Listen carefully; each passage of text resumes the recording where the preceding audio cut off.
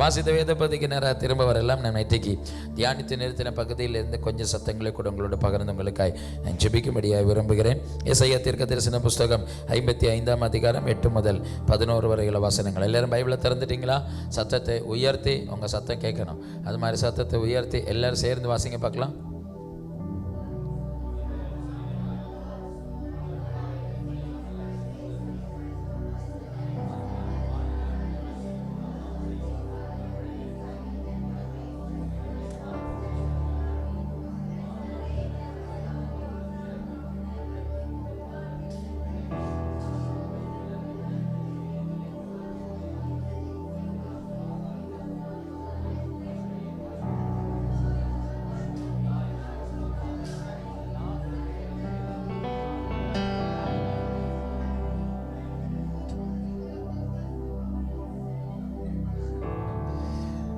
ஹல்லேலூயா.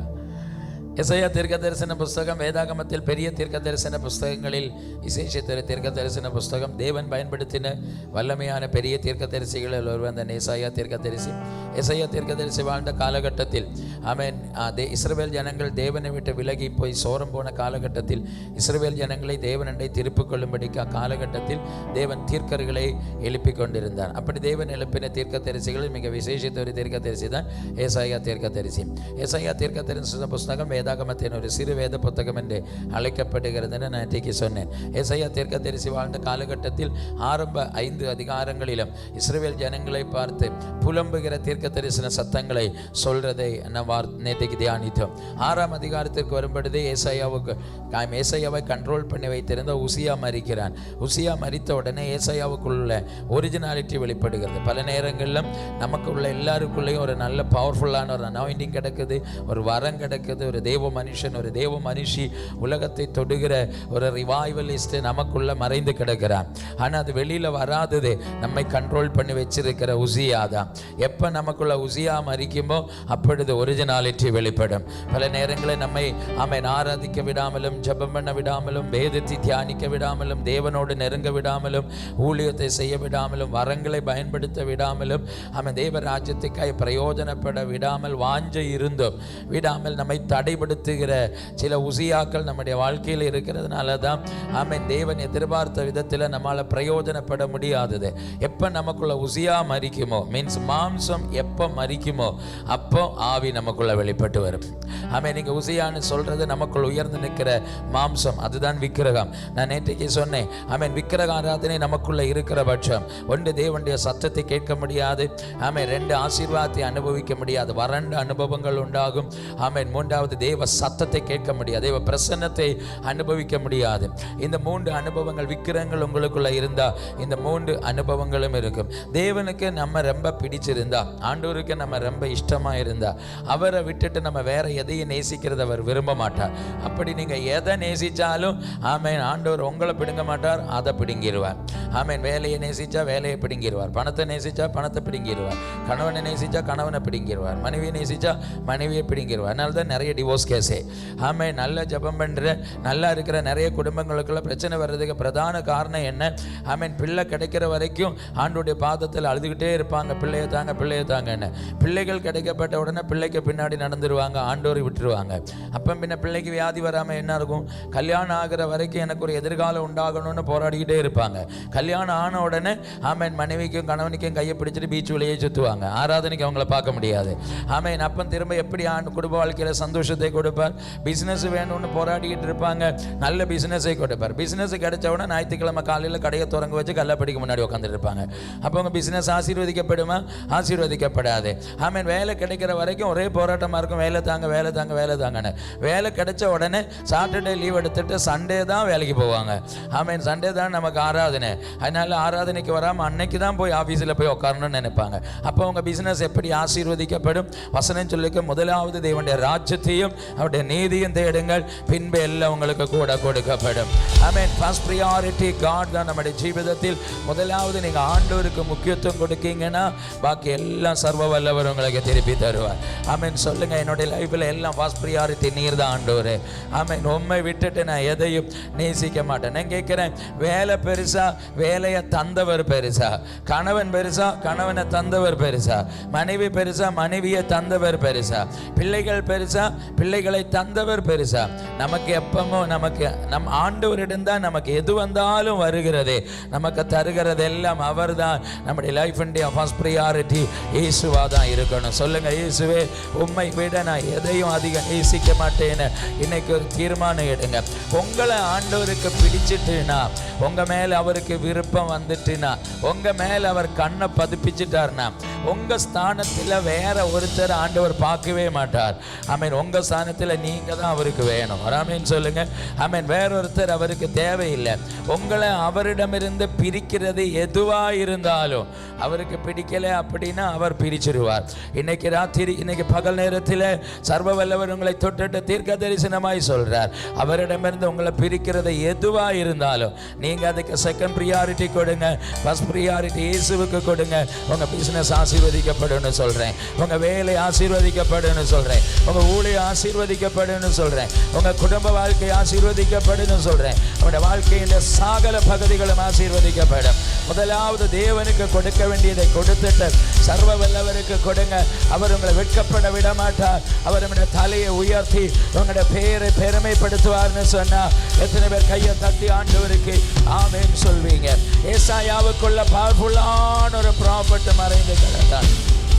வல்லமையான ஒரு தீர்க்கதரிசி ஏசாயாவுக்குள்ள மறைந்திருந்தான். ஆனால் 5 அதிகாரங்களிலும் அவனுக்குள்ள இருக்கிற அந்த ஒரிஜினாலிட்டியை வெளிப்பட விடாமல் உசியா ஏசாயாவை கண்ட்ரோல் பண்ணி வைத்திருந்தான். அதனால ஏசாயாவுக்குள்ள இருக்கிற அந்த ஒரிஜினல் அனாயிண்டிங், அந்த பவர்ஃபுல்லான மினிஸ்ட்ரி ஏசாயாவுக்குள்ள ஓப்பன் ஆகவே இல்லை.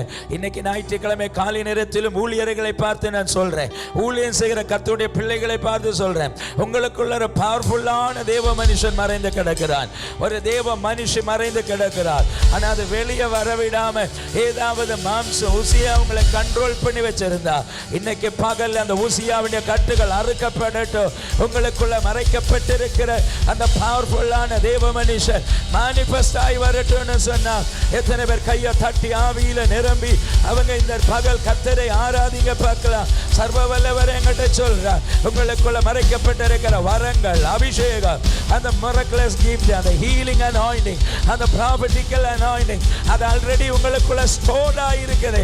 ஆனா அதை வெளிப்பட விடாமல் ஒரு உசியா உங்களை தடைபடுத்தி வைத்திருக்கிறார். இன்னைக்கு அது முறிக்கப்படட்டும். உசியா மரித்தார், ஏசாயாவுடைய கண்கள் திறக்கப்படும். இதுவரைக்கும் கண்கள் திறக்கப்படலைன்னா இன்னைக்கு பகல் கண் திறக்கப்பட்டிருக்கும். எப்ப உசியா மரிக்கிறானோ அடுத்த செகண்ட் ஏசாயாவுடைய கண்கள் திறக்கப்படுகிறது. ஏசாயாவுடைய கண்கள் திறக்கப்பட்ட உடனே முதல்ல அவன் தேவனை பார்க்கிறான். எல்லாரும் சொல்லுங்க, கண்ணு திறந்தா கர்த்தரை பார்க்கலாம். சொல்லுங்க, பக்கத்துங்களை தொட்டுட்டு சொல்லுங்க, கண்ணு திறந்தா கர்த்தரை பார்க்கலாம். கண்ணு திறக்கலைன்னா பிசாசை பார்க்கலாம். சிலருக்கு பாருங்க, கண்ணை மூடுனா எப்பவும் பிசாசு தான் வரும். யார் முன்னாடி வந்தாலும் சாத்தான் தான் அவங்களுக்கு தெரியுமே தவிர அவங்களுக்குள்ள இருக்கிற பாசிட்டிவ் ஒன்றுமே தெரியாது. ஆமீன். கண்ணடைச்சா மொத்தம் சாத்தானு தான் தெரியும். சிலருக்கு கண்ணடைச்சா இருட்டு தான் தெரியும்.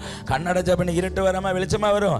ஆமீன், இருட்டு தான் வரும். ஆமீன். சிலருக்கு எப்பவும் நெகட்டிவ் தான் வெளிப்படும். உண்மையில் உசியா உங்களுக்குள்ள எப்போ மறிக்கிறானோ அப்போ உங்களுடைய கண்கள் திறக்கப்படும். கண்கள் திறந்தா சர்வ வல்லவரை பார்க்கலாம்.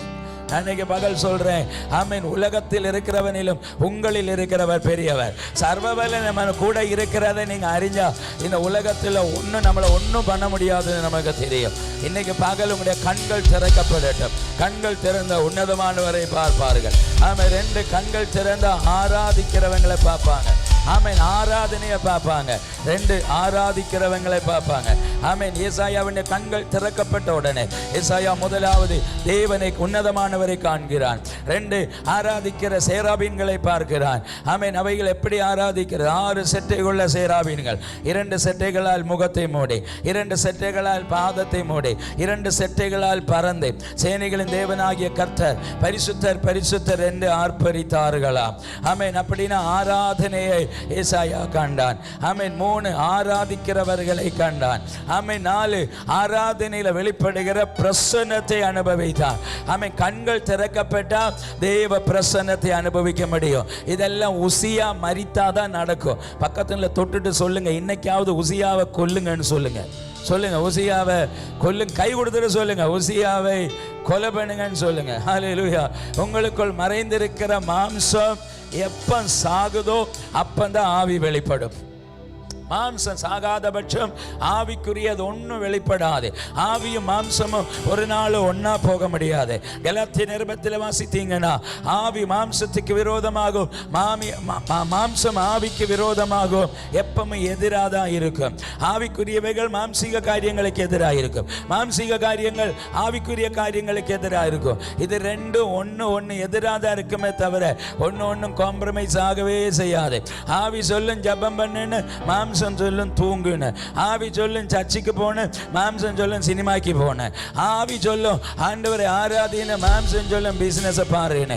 ஆமென். நீ ஆவி என்ன சொல்லுதோ அதுக்கு எதிராக தான் மாம்சம் இருக்கும்.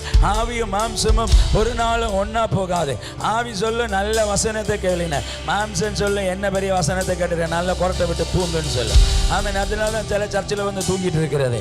ஆமென். ஆவி எப்பவும் மாம்சத்துக்கு எதிராக தான் இருக்கும். ஆமென். இன்னைக்கு உங்க மாம்சத்தை நீங்க கொன்னுட்டீங்களோ ஆவி உயிர் பெறும்.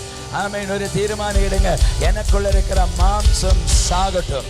மாம்சம் செத்தா ஸ்பிரிட்ல உயிர் வரும், ஆவியில உயிர் வந்தா ஆமென் கண்கள் திறக்கப்படும். ஆமென். ஆவியில உயிர் வராத பட்சம் கண்கள் திறக்கப்படாது. ஆவிக்குரிய கண்கள் எப்ப திறக்கிறதோ அப்பந்தான் உங்களை குறித்து நீங்க பார்க்க முடியும். ஒரு நல்ல ஆமென் சொல்லுங்க பார்க்கலாம். ஹல்லேலூயா. நாம் இருக்கிறது காண்கிற மண்டலத்தில். ஆமென். நம்மை குறித்த தெய்வீக வாக்குத்தத்தங்கள் ஃபுல்லா கிடக்கிறது காணாத மண்டலத்தில். ஆமென். நான் இப்ப காண்கிற மண்டலத்தில் நீங்க எதை பார்க்குறீங்க? கல்வரி கம்யூனிட்டி ஆமென் சர்ச்ங்கிற ஒரு பில்டிங்கை பார்க்குறீங்க. இந்த பில்டிங்குள்ள கூடி போனால் ஒரு 400 பேர் இருக்கலாமா? ஒரு 300 பேர் இருக்கலாம். 300 பேர் இருக்கிற ஒரு சின்ன ஹாலை பார்க்குறீங்க. முன்னாடி வர்ஷிப் பண்ற 3 பேரை பார்க்குறீங்க. ஆமென். ட்ரம்மையும் கீபோர்டையும் வாசிச்சு அடிச்சு உடைக்கிற 2 பேரை பார்க்குறீங்க. உங்க முன்னாடி பிரசங்கம் பண்ற ஒரு தாடிக்காரனையும் பார்க்குறீங்க. ஆமென். அங்கங்க 4 கேமரையும் பார்க்குறீங்க. இதுக்கு அந்த கரை வேற ஏதாவது பார்க்குறீங்களா? ஒன்றும் பார்க்கல. ஆனா உங்களை குறித்து உங்க ஒரு 60 பேர் 100 பேர் இருக்கீங்க. ஆமென். 100 பேர் இருக்கிற ஒரு சர்ச்சையும் பார்க்குறீங்க. இதுக்கு மேல ஒன்றும் பார்க்கல. இதுதான் காண்கிற மண்டலத்தில் இருக்கிற நீங்கள். ஆனா உங்க கால்வரி கம்யூனிட்டி சர்ச்சுக்குள்ள ஒரு 10,000 விசுவாசிகள் ஒரு பெரிய சர்ச்சு காணாத மண்டலத்தில் கிடக்குது. 100 பேருள்ள ஒரு கொயர் காணாத மண்டலத்தில் கிடக்குது. லட்சக்கணக்கான விலையுள்ள இன்ஸ்ட்ருமெண்ட்ஸ் காணாத மண்டலத்தில் கிடக்கிறது. ஆமென். உங்களை பயன்படுத்துகிற தேவனுடைய கரத்தின் கிரியை, அந்த ஹீலிங், அந்த டெலிவரன்ஸ், அந்த ப்ராபெட்டிக்கல் அனாயினிங் இதெல்லாம் காணாத மண்டலத்தில் கிடக்கு. காண்கிற மண்டலத்தில் இருக்கிற நீங்கள் எப்போ உங்களுடைய உள்ளான கண்கள் திறக்கப்படுமோ அப்பதான் காணாத மண்டலங்களில் இருக்கிறதை பார்க்க முடியும். காணாத மண்டலங்களில் இருக்கிறதை பார்க்கிறவன் தான் ஆவிக்குரிய கண் திறக்கப்பட்டவன். இன்னைக்கு காலையில் உங்களுடைய கண் திறக்கப்படும்னா சர்வ வல்லவர் உங்களை குறித்து வச்சிருக்கிற உன்னதமானதை பார்க்க முடியும்னா கையை தட்டி ஆவி மண்டலத்திலே ஏறி அப்படியுள்ளவைகளை நீங்க பார்க்க தயாராகுங்க. உங்களை குறித்து நீங்க பாருங்க, உங்களுடைய பிள்ளைகளை குறித்து நீங்க பாருங்க, உங்களுடைய ஊழியங்களை குறித்து பாருங்க, உங்களுடைய பிசினஸ் சாம்ராஜ்யத்தை குறித்து பாருங்க. இன்னைக்கு இருக்கிற நீங்க ஒன்னும் இல்லை, ஆனா உங்களை குறித்து தேவன் வைத்திருக்கிற அல்டிமேட் பிளான் அது பெரியது. அது காணாத மண்டலத்தில் கிடக்கிறேன். தேவன் தான் நேசிக்கிறவர்களுக்கு வேண்டிய ஆயத்தம் பண்ணினதை ஒரு கண் கண்டதில்லை, ஒரு காது கேட்டதில்லை, மற்றொரு கர்த்தர் உங்களை குறித்து நினைச்சு வச்சிருக்கிறது உங்களுக்கு கூட தெரியாது அவர் என்ன நினைச்சு வச்சிருக்கிறாருன்னு. ஆனா உங்களை குறித்த தெய்வீக திட்டம் காட்ஸ் பிளான் ஃபுல்லா கிடக்கிறது காணாத மண்டலத்துல தான். கொஞ்சம் கண்ணை திறந்து பாருங்க, அடுத்த 10 வருஷத்துக்கு அப்புறம் நீங்க யாரா இருப்பீங்க எனக்கு. ஆமென். இன்னைக்கு இருக்கிற நம்ம சீரோ தான், ஒன்றும் இல்லை. மோசே தாயின் கருவில உருவானப்பமே பார்வோனுடைய அரண்மனையில் இந்த கட்டளை வந்துட்டு ஆமென் இஸ்ரவேல் ஜனங்களில் ஆமென் கர்ப்பிணி பெண்களுடைய வயிற்றில் இருக்கிற எல்லா ஆண் பிள்ளைங்களையும் கொண்டு போடுங்கள் இந்த கட்டளை வந்துட்டு. ஆமென். கர்ப்பத்தில் இருக்கிற சின்ன பிள்ளைய, பிஞ்சு சிசுவை கொலை பண்றதுக்கு ஏன் பார்வோன் திட்டம் பண்றான்? அந்த பிள்ளைய கொன்னதுனால பார்வோனுக்கு என்ன லாபம்? ஆமென். ஏன் அத்தனை பிள்ளைங்களை கொல்லணும்? ஆமேன். அது ஆமேன் மோசேக்கும் தெரியாது, இஸ்ரவேல் ஜனங்களுக்கும் தெரியாது. ஆமேன் என் பார்வோனுக்கு கூட தெரியாது. ஆனா பார்வோனுக்கு உள்ள இருக்கிற ஆவிக்கு நல்லா தெரியும். ஆமேன் இந்த மோசே, இப்ப இருக்கிற மோசே சின்ன கர்ப்பத்தில் இருக்கிற சின்ன பிள்ளை, அவன் ஒன்றும் செய்ய முடியாது. ஆனா அடுத்து ஒரு 80 வருஷம் தாண்டும்போ ஒரு கோல் எடுத்துட்டு என் தேசத்துக்கு வருவான். ஆமேன் எனக்கு நேர நீட்டுவான். ஆமேன் என் தேசத்தில் நாங்கள் வணங்குகிற சகல தேவி தேவர்களையும் அவன் நியாயந்து இருப்பான். என் தேசத்தில் அடிமைப்பட்டிருக்கிற ஜனங்களை அவன் விடுவிப்பான். என்னையும் என் ஜனங்களையும் செங்கடலில் முக்கி கொன்னுருவான். ஆமேன் அப்படி ஒரு மோசேயை ஆமேன் வயிற்றிலே இருக்கும் போதே சாத்தான் கண்டான். அதனால்தான் வயிற்றிலேயே கொலை பண்ண திட்டம் பண்ணினான். அப்ப நம்முடைய பார்வையில் இன்னைக்கு இருக்கிற நம்ம தான் தெரியும். ஆனா சாத்தானுடைய பார்வையில் நாளைக்கு நம்ம யாராய் மாறுவோன்னு தெரியும். அதனாலதான் வாக்குத்தத்தம் உள்ளவனுக்கு எதிராக பிசாசு சவால் விடுகிறான். ஆனா நான் சொல்றேன், வாக்குத்தத்தம் உள்ளவனுடைய தலையில ஒரு முடிய கூட பிசாசால பிடுங்க முடியாதுன்னு சொன்னா எத்தனை பேர் கை தட்டி ஆண்டவருக்கு ஆமென் சொல்வீங்க? உங்களை குறித்த தேவன் சொன்னது நடந்திருக்கும். உங்களை குறித்த தேவன் வைத்த திட்டங்கள் நிறைவேற்றப்படும். ஆசீர்வதிப்பேன் அவர் ஆசீர்வதிச்சிருப்பார். உயர்த்துவேன் உயர்த்தி இருப்பார். அற்புதங்களை செய்வேன் செய்திருப்பார். சர்வ வல்லவர் உங்களை குறித்து வைத்த திட்டம் உங்களுக்கு தெரியாது, ஆனா சாத்தானுக்கு நல்லா தெரியும். அதனாலதான் முளையிலேயே பிடுங்கிறதுக்கு பார்க்கிறான். சின்னதிலேயே நீங்க ஆவிக்குரிய வாழ்க்கையில நுழையிறதுக்குள்ளேயே உங்களை ஏன் பிடுங்க பார்க்கிறான்னு தெரியுமா? நீங்க ஆணி அடிச்சிட்டீங்க, நீங்க அங்க பதிஞ்சிட்டீங்க, திரும்ப உங்களை பிடுங்க முடியாது. அப்ப பதியறதுக்குள்ள உங்களை பிடிக்கிறணும். அதுக்கு தான் அவன் அதிகம் திட்டம் பண்றான். நான் எப்பவுமே சொல்வேன், மற்ற யாரும் சந்திக்காத பிரச்சனைகளை நீங்க சந்திக்கிறீங்கன்னா மற்ற யார் மேலும் இல்லாத ஒரு வாக்கு தத்துவம் உங்க மேல கிடக்குது. நீங்க ரொம்ப அழுறீங்களா? நிறைய அழுகிட நிறைய விட கண்ணீரை துடைக்கிற ஒரு அழைப்பு உங்க மேல கிடக்குது. நீங்க அடிக்கடி வியாதி படுக்கையில படுக்கிறீங்களா? வியாதிகளை சுகமாக்குகிற ஒரு அபிஷேகம் உங்க மேல கிடக்குது. ஆமே. நீங்க அடிக்கடி தனிமைப்படுத்தப்படுறீங்களா? நிறைய தனிமைப்பட்டவைகளை சேர்த்து அணைக்கிற ஒரு அதிகாரம், ஒரு அபிஷேகம் உங்க மேல கிடைக்குது. அடிக்கடி தற்கொலை பண்ணணும்னு எண்ணங்களால் தாக்கப்படுறீங்களா? தற்கொலை எண்ணத்தில் இருக்கிற ஒரு சேனையை திருப்பக்கூடிய ஒரு அபிஷேகம் உங்க மேல கிடக்கு. அடிக்கடி கடன் பிரச்சனையினால் வருத்தப்படுறீங்களா? அநேகரை போஷிப்பிக்கக்கூடிய ஒரு அபிஷேகம் உங்க மேல கிடக்குது. ஆமென். நீங்க அடிக்கடி ஆமென் பாவத்தில் விழுறீங்களா? நீங்க செய்யற பாவத்திலிருந்து ஒரு தேனையை திருப்பக்கூடிய ஒரு அதிகாரம் உங்க மேல கிடக்கு. நீங்க சந்திக்கிற பிரச்சனை தான் உங்க மேல கிடக்கிற அழைப்பு. நீங்க சந்திக்கிற பிரச்சனை தான் உங்க மேல கிடக்கிற வாக்குத்தத்தம். வேற யாரும் கடந்து போகாத அனுபவங்களினோட நீங்க கடந்து போகிறீங்கன்னா மற்ற யார் மேலும் இல்லாத ஒரு வாக்குத்தத்தத்தை சர்வ வல்லவர் உங்க மேல வச்சிருக்கிறார். You are not an ordinary person.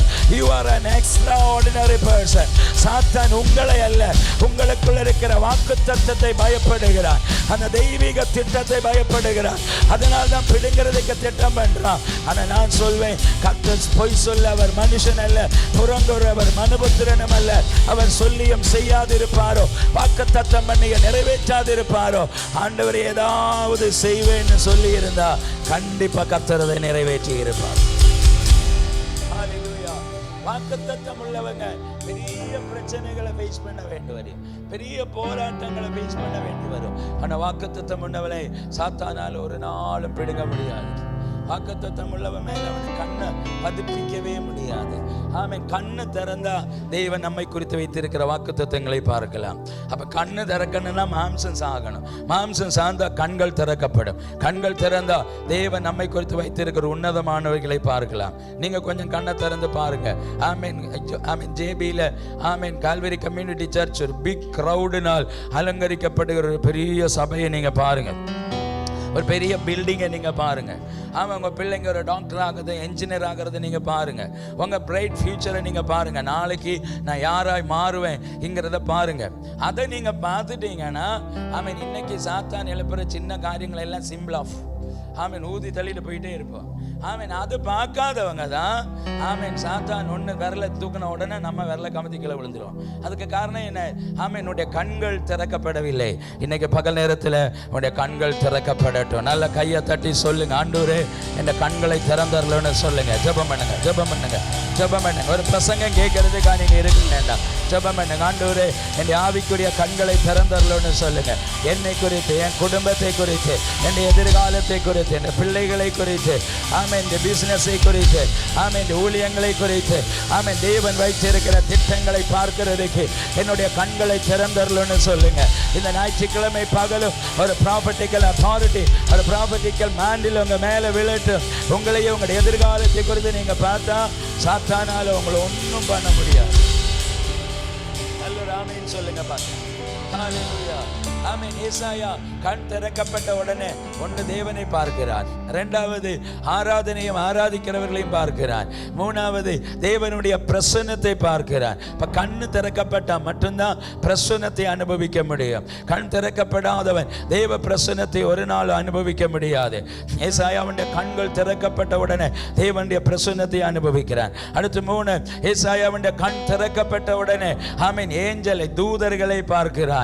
நான் இன்னைக்கு பகலும் இதுக்குள்ள ஏஞ்சலிக்கல் மினிஸ்ட்ரி வெளிப்படட்டும்னு நான் விரும்புகிறேன். சிலருடைய கண்களாவது ஏஞ்சல்ஸை பார்க்கட்டும், தேவனுடைய தூதர்களை பார்க்கட்டும். அவன் ஏஞ்சலை பார்க்கிறான். அவன் அடுத்து ஒரு என்கவுண்டர் நடக்கிறதை பார்க்கிறான்.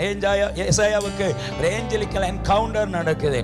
அந்த என்கவுண்டர் நடந்த உடனே ஏசாயா தன்னையே பார்க்கிறான். ஐயோ, நான் அசுத்த உதடுள்ள மனுஷன். அப்பந்தான் அவனுக்கே புரியுது, இவ்வளவு நேரம் நான் பாவியா இருந்துக்கிட்டு தான் தீர்க்கதரிசனம் சொல்லிக்கிட்டு இருக்கிறேன்னு ஏசாயாவே பார்க்கிறான். என்னுடைய உதடு அசுத்த உதடு என்கிறதை பார்க்கிறான். நான் அசுத்த உதடுகள் உள்ள ஜனங்கள் நடுவில் வாசம் பண்ணுகிறவன். என்னுடைய கூட்டு சரியில்லை, நான் இருக்கிற ஆட்கள் சரியில்லாத ஆட்கள், அவன் நான் வாழ்றது சரியில்லாத ஆட்கள் நடுவில் வாழ்ந்துகிட்டு இருக்கிறேன். ஆனால் தேவனை என் கண்கள் கண்டதே அப்படின்னு சொல்லி தன்னையும் தான் வாழ்ற தன்னுடைய அந்த சூழ்நிலைகளை அவன் பார்க்கிறான். அதை பார்த்துட்டு ஏசாயாவுடைய கண்கள் திறக்கப்படுது. அதுக்கு அப்புறம் ப்ராஃபஸி சொல்றான் பாருங்களேன், அசாதாரணமான ப்ராஃபட்டிக்கல் ரேலம். ஹல்லேலூயா. அப்படி சொல்லி வரும்போதாம் ஏசாயா 55 அதிகாரத்தில் நாம் நேற்றைக்கு தியானித்தோம். ஆண்டவர் நம்மை குறித்து வைத்திருக்கிற தெய்வீக வாக்குத்தத்தங்களும் அவருடைய திட்டங்களும். ஆமென். இதில் ஏசாயா 8 ஆமென் 55 அதிகாரம் 8 முதல் 11வது வசனம் வரை தேவன் நம்மை குறித்து வைத்திருக்கிற தெய்வீக திட்டம் என்ன என்கிறதை ஏசாயா சொல்லி போகிறதை இந்த வசனத்தில் நம்ம வாசிக்கிறோம். நான் நேற்றைக்கு சொன்னேன், வேதாகம 2 வாக்குத்தத்தங்களை ஒரு ஆவிக்குரிய தெய்வ பிள்ளை குறித்து சொல்லப்பட்டிருக்கிறது. ஒன்று பெரிய வாக்குத்தத்தம், மற்றொன்று சிறிய வாக்குத்தத்தம். என்ன சிறிய வாக்குத்தத்தம்? ஜீவனுக்கும் பக்திக்கும் தேவையானது எல்லாவற்றையும் அவருடைய திவ்ய வல்லமை நமக்கு தந்தர்லினதும் அன்றி. ஆமென். 2 பேதுரு 1 அதிகாரம் 3வது வசனம். ஜீவனுக்கு என்னெல்லாம் தேவை? காற்று, ஆகாரம், தண்ணீர், இது 3 தேவை. இது நிறைவேற்றப்பட்ட வாக்குத்தத்தம். பக்திக்கு என்னெல்லாம் தேவை? இயேசு கிறிஸ்துவினுடைய இரத்தம், பரிசுத்த ஆவியானவர், தேவனுடைய வார்த்தை. ஒரு ஆவிக்குரிய மனுஷன் வாழ்றதுக்கு ஆமென் தேவனுடைய வார்த்தை தேவை, பரிசுத்த ஆவியானவர் தேவை, இயேசு கிறிஸ்துவினுடைய இரத்தம் தேவை. இது 3 சர்வ வல்லவர் நமக்கு தந்திருக்கிறார். அப்படின்னா ஜீவனுக்கும் பக்திக்குரியதும் அவர் தந்திருக்கிறார். அது நிறைவேற்றப்பட்ட வாக்குத்தத்தம். நிறைவேற்றப்பட வேண்டிய வாக்குத்தத்தம் என்ன? நித்திய ஜீவனை தருவேன் என்பதே அவர் நமக்கு அளித்த பெரிய வாக்குத்தத்தம். அப்படின்னா நித்திய ஜீவன் தர்றதுங்கிறதா நிறைவேற்றப்பட வேண்டிய வாக்குத்தத்தம். அதுதான் பெரிய வாக்குத்தத்தம். வாக்குத்தத்தம் உள்ள ஒரு மனுஷன் 6 அனுபவங்களினோட கடந்து போவான்னு நான் நேற்றைக்கு சொன்னேன். ஒன்று, வாக்குத்தத்தம் கேட்கும்போது 3 காரியம் நடக்கும். வாக்குத்தத்தம் நிறைவேற்றப்படும் பொழுது 3 காரியங்கள் நடக்கும். வாக்குத்தத்தம் கேட்கும் பொழுது என்ன நடக்கும்? ஒன்று, ஒரு பயங்கர பயம் உண்டாகும். ஆமென். 2, ஆமென் நிந்தனைகளும் அபமானங்களும் உண்டாகும். ஆமென். 3வது, வாழ்க்கையில் தனிமைப்படுத்தப்படுவோம். நான் சொல்றேன், இந்த 3 அனுபவங்களினோட நீங்க இதுவரை போயிருக்கீங்கன்னா, இப்போ போய்கிட்டு இருக்கிறீங்கன்னா, இனி போக போறீங்கன்னா, உங்க மேல ஒரு பெரிய வாக்குத்தத்தத்தை ஆண்டவர் வைத்திருக்கிறார். வாக்குத்தத்தம் உள்ளவன் தான் இந்த 3 அனுபவங்களினோட போவான். அல்லாதவனுக்கு ஒரு பிரச்சனையுமே இருக்காது. ஆமென். நீங்க சொல்றீங்களா? ஆமென். ஆவிக்குரிய வாழ்க்கையில வந்துட்டு இன்ன வரைக்கும் எனக்கு எந்த பிரச்சனையுமே இல்லை, நான் நல்லா போய்கிட்டு இருக்கிறேன், எனக்கு எதிர்ப்பு இல்லை, போராட்டம் இல்லை, அபமானம் இல்லை, கடன் பிரச்சனை இல்லை, வியாதி இல்லை, வருத்தங்கள் இல்லை, ஒண்ணுமே இல்லை, நான் நல்லா போய்கிட்டு இருக்கிறேன் அப்படின்னு சொல்றீங்களா? நான் சொல்றேன், நீங்க wrong person, you are going to wrong. நீங்க சரியான நபரும் இல்லை, நீங்க சரியான வழியா அல்ல போறது. நீங்க போறது ஒரு மோசமான பாதை, நீங்க ஒரு மோசமான நபர். Your in a right man. நீங்க சரியான நபரா, நீங்க சரியான பாதை வழியா போயிட்டு இருக்கீங்களா? இந்த 3 அனுபவங்கள் உங்களுக்கு உண்டாயிருக்கும். வாழ்க்கையில் ஆமீன் எப்போ ஆவிக்குரிய வாழ்க்கையில் நீங்கள் அதிகம் எழும்பி வர்றீங்களோ, அதிகம் பயன்படுத்தப்படுறீங்களோ, உங்கள் மேலே சத்துருவின் ஆக்கிரமணங்கள் அதிகம் பதியும். ஆமீன். கனி கொடுக்கிற மரத்துக்கு தான் கல்லெறி உண்டாகும், அல்லாத மரங்களை ஒருத்தனும் கண்டுகிட கூட மாட்டாங்க. ஆமீன். நீங்கள் பயன்படாத ஒரு வஸ்தம் ஜீரோ வாட்டு எங்கேயாவது ஒரு மூலையில் உட்காந்துருங்க, உங்களை யாருக்குமே தெரியாது. ஆனால் நீங்கள் பயன்படுத்தப்படுகிற தேவ பிள்ளையா தேவ மனுஷன் நீங்கள் எழும்பி பாருங்க, எல்லா பக்கமும் இருந்து உங்களுக்கு ஆக்கிரமணங்கள் வரும். எங்கெல்லாம் உங்களை கல்லெறிய முடியுமோ அங்கெல்லாம் உங்க கல்லெறிய பார்ப்பாங்க. கல்லெறியுமே நீங்க புரிஞ்சுக்கோங்க, சர்வ வல்லவர் உங்களை பயன்படுத்த போகிறார்னு அர்த்தம். உங்க மேல இருக்கிற வாக்குத்தத்தங்கள் நிறைவேற்றப்பட போகுதுன்னு அர்த்தம். இந்த அனுபவங்களினோட யாராவது போய்கிட்டு இருக்கீங்கன்னா, உங்களை தொட்டு ஆண்டவர் சொல்ற தீர்க்க தரிசன சத்தம் உங்களை குறித்து ஆண்டவர் ஒரு பெரிய காட்ஸ் பிளானை வச்சிருக்கிறார், ஒரு திட்டத்தை வைத்திருக்கிறார். அது நிறைவேற்றப்படுற சீசன்ல இருக்கிறீங்க. அதனாலதான் நீங்க தாக்கப்படுறீங்க. தாக்கப்பட ஆமென் நம்ம அதிகம் பிரகாசிக்கிறவர்களாய் மாறுவோம். உங்களுக்கு தெரியுமா, ஆமென், முன்னாடி போகிற உங்களை பின்னாடி இருந்து ஒருத்தன் உதைக்கும்போ இவனோட நினைப்பு உதைக்கிற நீங்க அதோட விழுந்துருவீங்க, எழும்ப மாட்டீங்கன்னு. ஆனா அவனுக்கு தெரியாது நீங்க உதைக்கிற உதையில அவன் 3 அடி முன்னாடி தான் போறான்னு சொல்லி. ஆமென். அவன் அதிகம் ஃபாஸ்டா போறான்னு சொல்லி. சில வேளை ஆமென் நீங்க நடக்கும்போ இப்படிதான் நடந்துட்டு இருப்பீங்க, ஆனா பின்னாடி இருந்து ஒருத்தன் உதைச்சா இப்படி தாவி விழுவீங்க. அப்ப நீங்க 5 நிமிஷத்துல அரையடி போக வேண்டியது ஒருத்தன் உதைக்கும்போ 5 நிமிஷத்துல ஆமென் 6 அடி அந்த கரை பாஞ்சிருவீங்க. அப்ப உங்களை உயர்த்துறதுக்கு தேவன் பின்னாடி உதைக்கிறதுக்கு சிலரை வச்சிருக்கிறார். அதுக்காக ஆண்டவருக்கு ஆமென் சொல்லணும். நம்மை அழிக்கிறதுக்கல்ல, நம்மை உருவாக்குகிறதுக்கு. நான் எத்தனை பேர் கையை தட்டி ஆண்டவருக்கு ஆமென் சொல்வீங்க? திரும்பவும் நான் சொல்றேன், தீமைக்காக அல்ல, தேவன் சகலதும் நன்மைக்காய் அனுமதிக்கிறார். ஆமென். சத்துரு எப்ப எல்லாம் நமக்கு எதிராய் தலை தூக்குறானோ அப்ப எல்லாம் கர்த்தர் உங்களை உயர்த்துகிற வேலை வந்துட்டு அர்த்தம். ஆமென். கர்த்தர் உங்களை குறித்து வைத்திருக்கிற தெய்வீக திட்டங்களின் நிறைவேறுதலின் வேலை வந்துட்டு அர்த்தம். அதனால தான் சத்துரு உங்களுக்கு எதிராக எழும்புகிறார். உங்களுக்கு ஒரு காரியம் தெரியுமா, உங்க மேல இருக்கிற அபிஷேகத்தையும் உங்க மேல இருக்கிற அதிகாரத்தையும் பிசாசு பயப்படுகிறான். உங்க பக்கத்துல இருக்கிற 2-3 பேரை தொட்டுட்டு சொல்லுங்க, சாத்தான் உங்களை கண்டு பயப்படுறான்னு சொல்லுங்க. உங்களுக்கு ஒரு பிரச்சனையுமே இல்லாம நீங்க போய்கிட்டு இருக்கீங்கன்னா அவன் உங்களை கண்டா பயப்படல. ஆனா நீங்க பயங்கர பிரச்சனை வழியா போயிட்டு இருக்கீங்கன்னா பிசாசு உங்களை கண்டு பயப்படுறான். சொல்லுங்க, தைரியமா சொல்லுங்க, பயப்படுறான்னு சொல்லுங்க. கேளுங்க, ஏண்டா சாத்தானே என்ன பார்த்து நீ பயப்படுறேன்னு கேளுங்க. ஹல்லேலூயா. ஆமென். ஏன் மோசேயை பார்த்து பிசாசு பயப்பட்டான்னு தெரியுமா? மோசேக்கு மேல உள்ள அதிகாரத்தினால அல்ல அழிக்க திட்டம் பண்ணினது. நேர திருப்பி மோசேயை கண்டு பயந்துதான் பிசாசு அவனை அழிக்க திட்டம் பண்ணினான். இஸ்ரவேல் ஜனங்களை ஏன் ஆமென் பார்வோன் அவ்வளவு கடுமையாக உபத்திரப்படுத்தினான் தெரியுமா? அவர்களை விட இவர்கள் ஜனம் பெருத்த ஜாதியாய் மாறிக்கொண்டிருக்கிறார்கள். 70 பேர் உள்ள நுழைஞ்சது, இப்போ ஒரு ராஜ்யத்தை கவிஞ்சு பெருகிட்டாங்க. அப்ப இவருடைய பெருக்கத்தை பிசாசு பயப்படுகிறான். இன்னைக்கு காலை நேரமும் சர்வ வல்லவர் என்னை உங்களை பார்த்து தீர்க்க தரிசனமாய் சொல்றார். எங்கெல்லாமோ உங்களுடைய வளர்ச்சியை பிசாசு பயப்படுகிறான். உங்களுடைய பிசினஸை கண்டு பிசாசு பயப்படுகிறான். உங்களுடைய ஊழியத்தை கண்டு பிசாசு பயப்படுகிறான். அதனால தான் உங்களை என்றாக விடாம உங்களை அழிக்கணும்னு பிளான் பண்ணி ஆமென் அவன் உங்களுக்கு எதிராக சதி திட்டத்தை தீட்டுகிறான். ஆனா சர்வ வல்லவர் சொல்றார், அவன் எவ்வளவு பிளான் பண்ணாலும் சாத்தான் வெச்ச பவுண்டரியை நீங்க தாண்ட போறீங்கன்னு சொன்னா எத்தனை பேர் கையை தட்டி ஆண்டவருக்கு இந்த ராத்திரி ஆமென் இந்த பகல் ஆமென் சொல்வீங்க?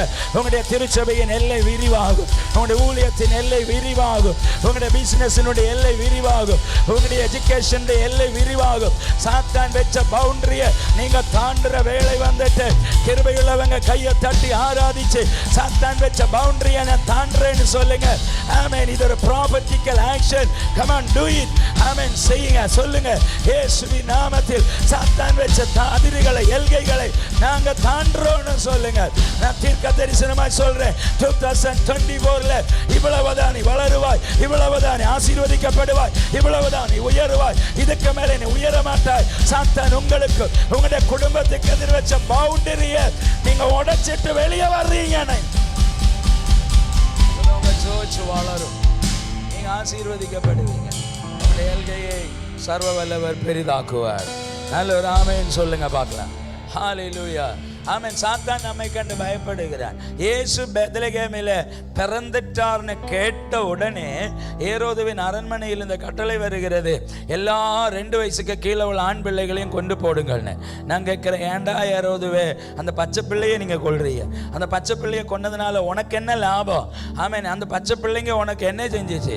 ஏரோது சொல்வான், பச்சை பிள்ளைங்களை கொன்னதுல எனக்கு ஒரு லாபமுமே இல்லை. ஆனா ஏதோ ஒரு பிள்ளை, ஒரு ஜீசஸ், இவர் யூதர்களின் ராஜா எங்கேயோ பிறந்திருக்கிறார்.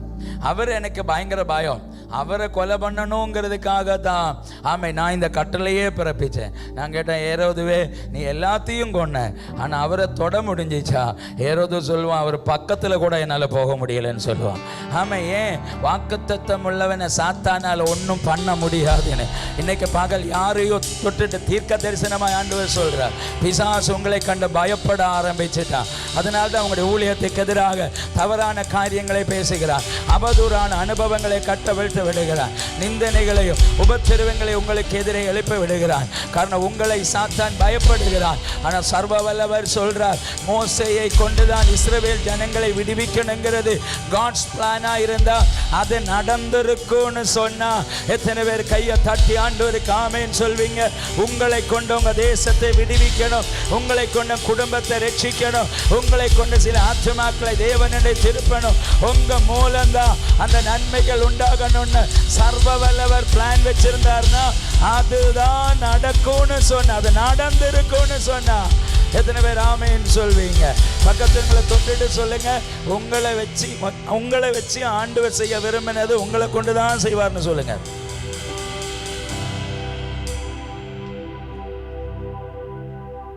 சிலர் எல்லாம் சொல்லல, பக்கத்துல கை கொடுங்க பார்க்கலாம். சொப்பனம் காண்கிறவர்களை போல நீங்கள் இருக்கிறீர்கள். சொல்லுங்க, கையை பிடிங்க. நீங்க பக்கத்துல கையை பிடிங்க. முகத்தை பாருங்க, முகத்தை பாருங்க. உங்களை கொண்டு அவர் செய்ய நினைத்த காரியம் உங்களை கொண்டுதான் செய்வார்னு சொல்லுங்க. நீங்க தப்பிக்கவே முடியாதுன்னு சொல்லுங்க. கொலை பண்ணினாலும் விட மாட்டார். சொல்லுங்க, கொலை பண்ணினாலும் விட மாட்டார். தப்பி போனாலும் விட மாட்டார். மாமனாருக்கு ஆடை மேய்ச்சிட்டு இருந்தாலும் விட மாட்டார். அப்ப மாமனாருக்கு ஆடு மேய்க்கிற யாராவது இருந்தா கம் அவுட். போத மாமனாருக்கு ஆடை மேய்ச்சது. இனி ஆத்துமாக்களை மேய்க்கிறவர்களாய் மாறுங்கள். நல்ல கையை தட்டி ஆண்டவருக்கு ஆமென் சொல்லுங்க பார்க்கலாம். ஹல்லேலூயா. உங்களுக்கு விளங்கிச்சா? வாக்குத்தத்தம் உள்ளவனை பிசாசு பயப்படுவார். அப்போ உங்களுக்கு பயம் உண்டாகும், நிந்தனைகள் உண்டாகும், அபமானங்கள் உண்டாகும். இது 3 இருக்குன்னா உங்க மேல ஒரு பயங்கர வாக்குத்தத்தத்தை அவர் வச்சிருக்கிறார். வாக்குத்தத்தம் நிறைவேற்றப்படும் 3 காரியங்கள் நடக்கும். பயங்கர சந்தோஷம் உண்டாகும். நான் இப்படி ஒரு ஆள் இருக்கிறேன்னு உலகத்துக்கே அவர் விளம்பரப்படுத்திடுவார். நீங்க உங்களை விளம்பரப்படுத்தா அவர் உங்களை விளம்பரப்படுத்துவார். அடுத்து 3வது, பொருளாதார நன்மைகளினால் அவர் உங்களை அலங்கரித்து ஆசீர்வதிப்பார். ஆமென் சொல்லுங்க பார்க்கலாம். லூக்கா சுவிசேஷம் 1வது அதிகாரம் 26வது வசனம். லூக்கா சுவிசேஷம் 1ஆம் அதிகாரம் 26வது வசனம். சத்தத்தை உயர்த்தி வாசிங்க பார்க்கலாம். 6ஆம் மாதத்திலே காபிரியேல் எனும் தூதன் கலிலேயாவில் உள்ள நாசரேத்தின் ஊரில் தாவீதின் வம்சத்தானாகிய யோசேப்பு என்கிற நாமம் உள்ள புருஷனுக்கு நியமிக்கப்பட்டிருந்த ஒரு கன்னி கையினிடத்திற்கு தேவனாலே அனுப்பப்பட்டான். அந்த கன்னிகையின் பெயர் மரியாள். அவள் இருந்த வீட்டில் தேவதூதன் பிரவேசித்து, கிருபை பெற்றவளே வாழ்க, கர்த்தர் உன்னோடு இருக்கிறார், இஸ்திரிக்குள்ளே நீ ஆசீர்வதிக்கப்பட்டவள் என்றார். அங்க கவனிங்க, 6ஆம் மாதத்தில் காபிரியேல் என்னும் தூதன் நாசரேத் ஊரில் உள்ள யோசேப்பு என்னும் புருஷனுக்கு விவாக நிச்சயம் செய்யப்பட்டிருக்கிற கன்னிகையின் இடத்திற்கு தேவனால் அனுப்பப்பட்டான். பார்த்தீங்களா? ஒரு பட்டணத்தை தேவன் பயன்படுத்துறதுக்கு ஒரு பட்டணத்தை அல்ல தேவன் தெரிந்தெடுத்தது. ஒரு பட்டணத்தில் ஒரு குடும்பத்தில் ஒரு ஆளை கர்த்தர் தெரிந்தெடுக்கிறார்.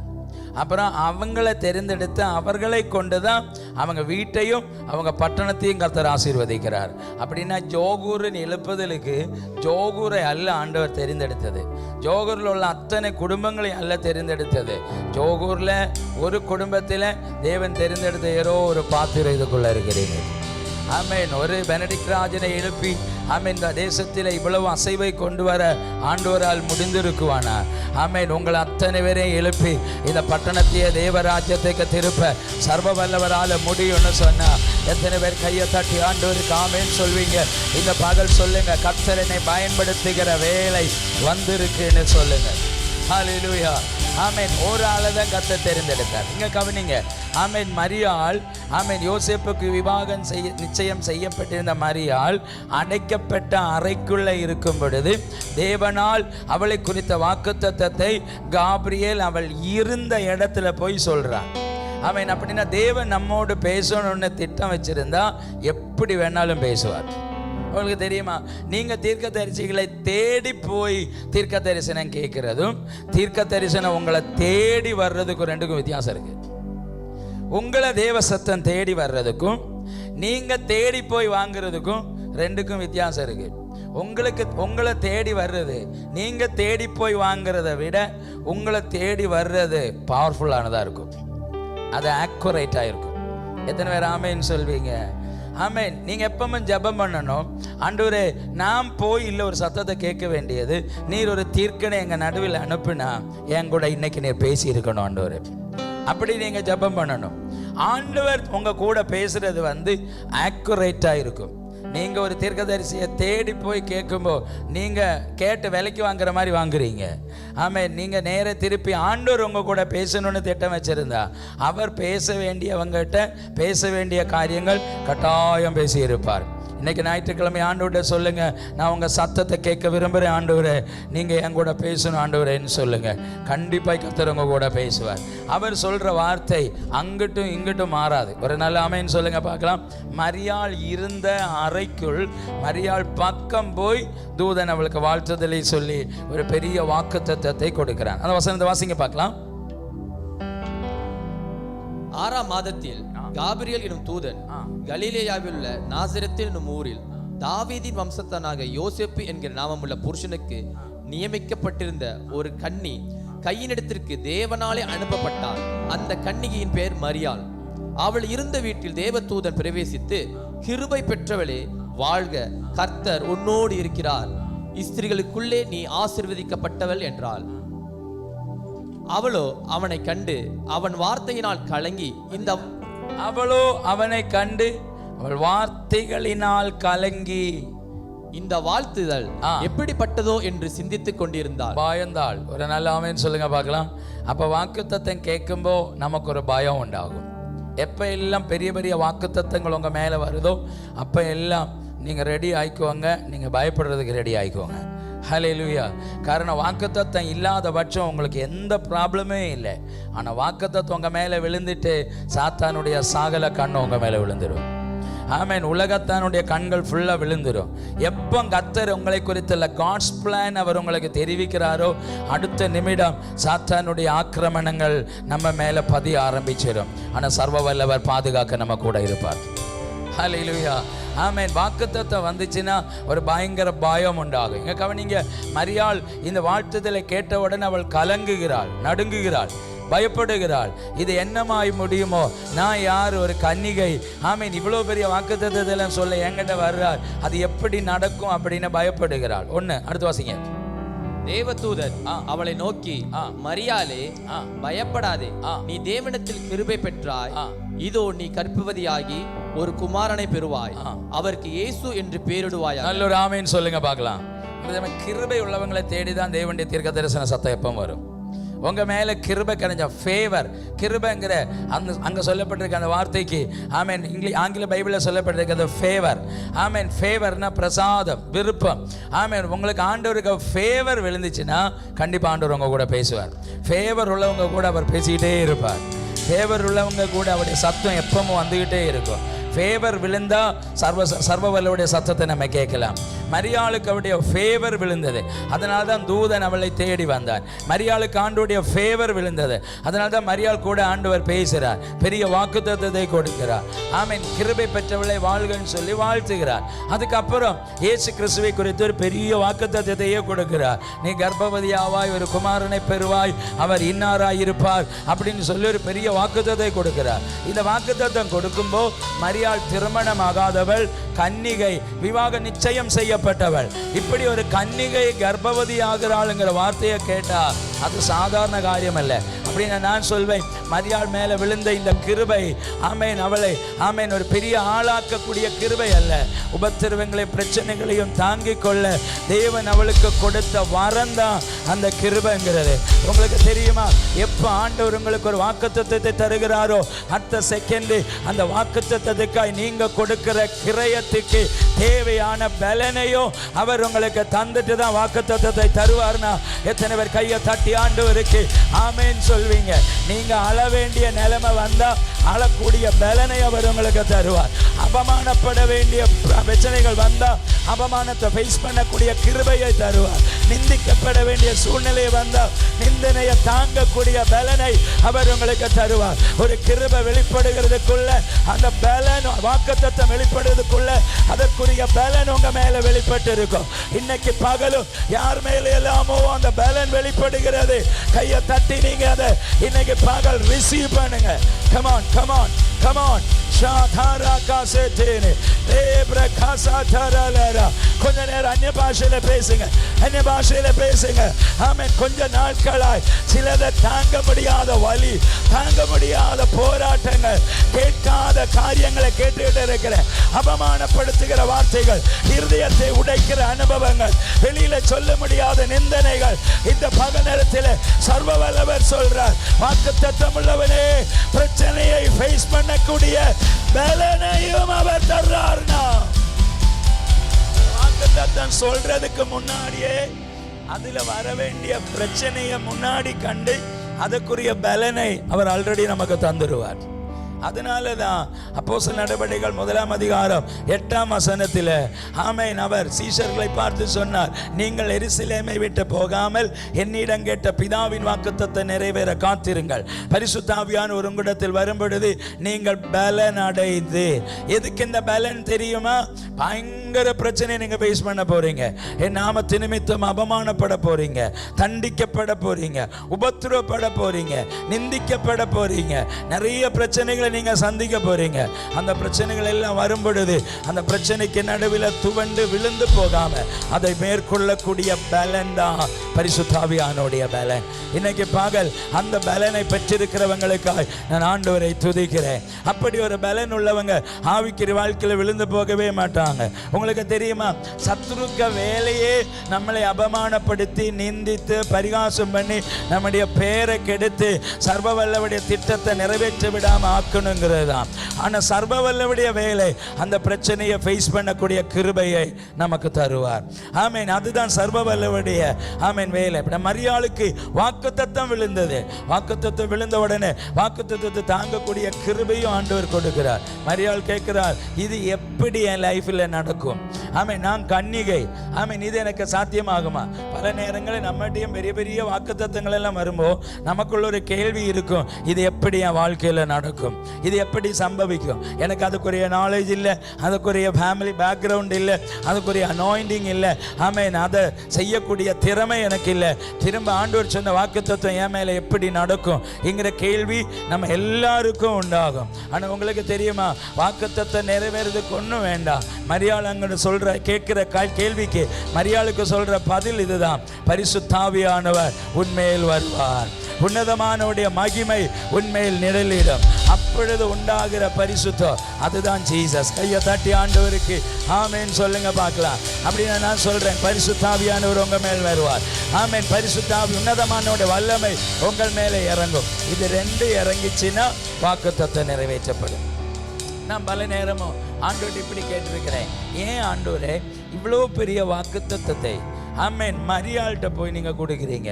யூத குடும்பத்தில், இஸ்ரவேல்கள் குடும்பத்தில், யூத பாரம்பரியத்தில் மரியாள் மாத்திரம் அல்ல, கன்னிகை, நிறைய கன்னிகைகள் அந்த குடும்பத்தில் இருக்கிறாங்க. ஆனால் அத்தனை கன்னிகைகள் மேலேயும் இந்த அழைப்பு போகாமல் மரியாளை மாத்திரம் ஏன் தேடி இந்த அழைப்பு வரணும்? ஆமேன். நான் இன்னைக்கு காலையில் உங்களையும் பார்த்து இதே கேள்வி தான் கேட்க விரும்புகிறேன். ஜோகூரில் எத்தனையோ ஆயிரக்கணக்கான ஜனங்கள் இருக்கிறாங்க, எத்தனையோ ஆத்மாக்கள் இருக்கிறாங்க. நினைச்சா ஜோகூரையே விலைக்கு வாங்குற பணக்காரங்க இருக்காங்க. ஆமென். நினைச்சா ஆமென் ஆலயங்களை கட்டி கட்டி எழுப்பக்கூடிய பணத்திரட்சி உள்ளவங்க இருக்காங்க. நினைச்சா அப்பப்போ உலக நாட்டையே வாங்கக்கூடிய சம்பன்னர்கள், படிப்பறிவு உள்ளவர்கள், திறமை உள்ளவங்க, அழகுள்ளவங்க இந்த பட்டணத்தில் இருக்கிறாங்க. உங்களை விட அழகுள்ளவங்களும், உங்களை விட திறமை உள்ளவங்களும், உங்களை விட அபிஷேகம் உள்ளவங்களும் இந்த பட்டணத்தில் இருக்கிறாங்க. ஆனால் அவங்கள தெரிந்தெடுக்காம ஏன் இந்த அழைப்பு உங்களை தேடி வந்தது? அவங்க மேலே விழாத இந்த அபிஷேகம் ஏன் உங்க மேலே விழுந்துச்சு? ஆமென். அவங்க மேலே விழாத இந்த டேலண்ட்டு ஏன் உங்க மேலே விழுந்துச்சு? ஆமென். அதுக்கு அர்த்தம் அவங்கள விட ஆண்டோடைய ஃபேவர் நம்ம மேலே விழுந்திருக்குன்னு அர்த்தம். எத்தனை பேர் கையை ஒருத்தி சொல்வீங்க, ஆண்டவரே என் மேலே உள்ளவனுடைய ஃபேவருக்காய் நன்றின்னு எத்தனை பேர் சொல்வீங்க? உங்கள் குடும்பத்தில் எத்தனையோ திறமையுள்ளவர்கள் இருந்துட்டும், எத்தனையோ அபிஷேகம் உள்ளவங்க இருந்துட்டும், அவங்க மேலே விழாத இந்த அபிஷேகம், இந்த கிருபை, இந்த வாக்குத்தத்தம், இந்த அனாயிண்டிங், இந்த பதவி, இந்த பொறுப்பு, தேவ மனுஷா, தேவ மனுஷி, ஆமென், உங்க மேல விழுந்தது ஏன் தெரியுமா? அவருடைய ஃபேவர் உங்க மேல விழுந்திருக்கு. அதனால தான் கர்த்தர் உங்களை தேர்ந்தெடுத்திருக்கிறார். அதனால தான் கர்த்தர் உங்களை அழைத்திருக்கிறார். நீங்க பல நாள் ஆண்டவர்கிட்ட கேள்வி கேட்டீங்க இல்லையா? ஏன் ஆண்டவரை என்ன நீ தெரிந்தெடுக்கணும்? ஏன் என் மேல இந்த அபிஷேகத்தை பகரணும்? ஏன் எனக்கு இந்த பொறுப்பை தரணும்? இன்னைக்கு காலை நேரத்தில் சர்வ வல்லவர் சொல்றார், உங்களை கொண்டு சிலதை செய்யறதுக்கு அவருடைய ஃபேவர் உங்க மேல விழுந்திருக்கு. உங்க குடும்பத்தில் மற்ற யாரு மேல இல்லாத ஒரு ஃபேவர் உங்க மேல விழுந்திருக்கு. உங்க திருச்சபையில யாரு மேல இல்லாத ஒரு ஃபேவர் உங்க மேல விழுந்திருக்கு. அதனால தான் சர்வ வல்லவர் உங்களை தெரிந்தெடுத்திருக்கிறார். ஆண்டவரை பார்த்து சொல்லுங்க, நீர் என்னை தெரிந்தெடுத்ததற்காய் நன்றின்னு சொல்லுங்க. நீர் என்னை அழைத்ததுக்காய் நன்றின்னு சொல்லுங்க. யாரையும் தொட்டுட்டு கற்று சொல்ற தீர்க்க தரிசன சத்தம் இது. ஆமென். பல நாட்கள் நீங்க கேட்ட கேள்விக்குரிய பதிலை இப்ப பரிசுத்த ஆவியானவர் சொல்றார். உன்னதமானவர்களும், உயர்ந்தவர்களும், படிப்பறிவுள்ளவர்களும், திறமை உள்ளவர்களும், பணத்திரட்சி உள்ளவர்களும், செல்வந்தர்களும் நம்முடைய தேசத்திலே தலை உயர்த்தி நிற்கும் பொழுது அவர்களை தெரிந்தெடுக்காத சர்வ வல்லவர் சாதாரணமானதும் இழிவானதா எண்ணப்பட்டதும் வெளியே தள்ளப்பட்டதும் உறவுகளால் உதவாக்கரையின் ஒதுக்கப்பட்டதும் அபமானப்படுத்தப்பட்டதும் நிந்திக்கப்பட்டதுமான நம்மை தெரிந்தெடுத்ததின் நோக்கம் அவருடைய ஃபேவர்னு சொன்னா எத்தனை பேர் கையை தட்டி ஆண்டவருக்கு இந்த பகல் சொல்லுங்க, தகப்பனே உம்முடைய ஃபேவருக்காய் நான் நமக்கு நன்றி சொல்றேன்னு சொல்லுங்க. ஹல்லேலூயா. அவ்வளோ பரிசுத்தமானவங்க. என்னோட சிந்தனையில அன்னைக்கு இருக்கிற எல்லா கன்னிகைகளுமே பரிசுத்தமானவர்கள் தான். காரணம் அன்னைக்கு இந்த மாதிரி எல்லாம் பாவம் செய்ய முடியாது. அப்படி பாவம் எதை பண்ணா கல்லெறிஞ்சு கொண்டுருவாங்க.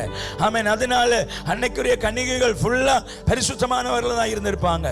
அப்படி பரிசுத்தமுள்ளவர்கள் இருக்கும் பொழுது அவங்க நடுவில் ஆமென் மரியாளை மாத்திரம் தெரிந்தெடுக்க காரணம் அது ஒரு காட்ஸ் பிளான்.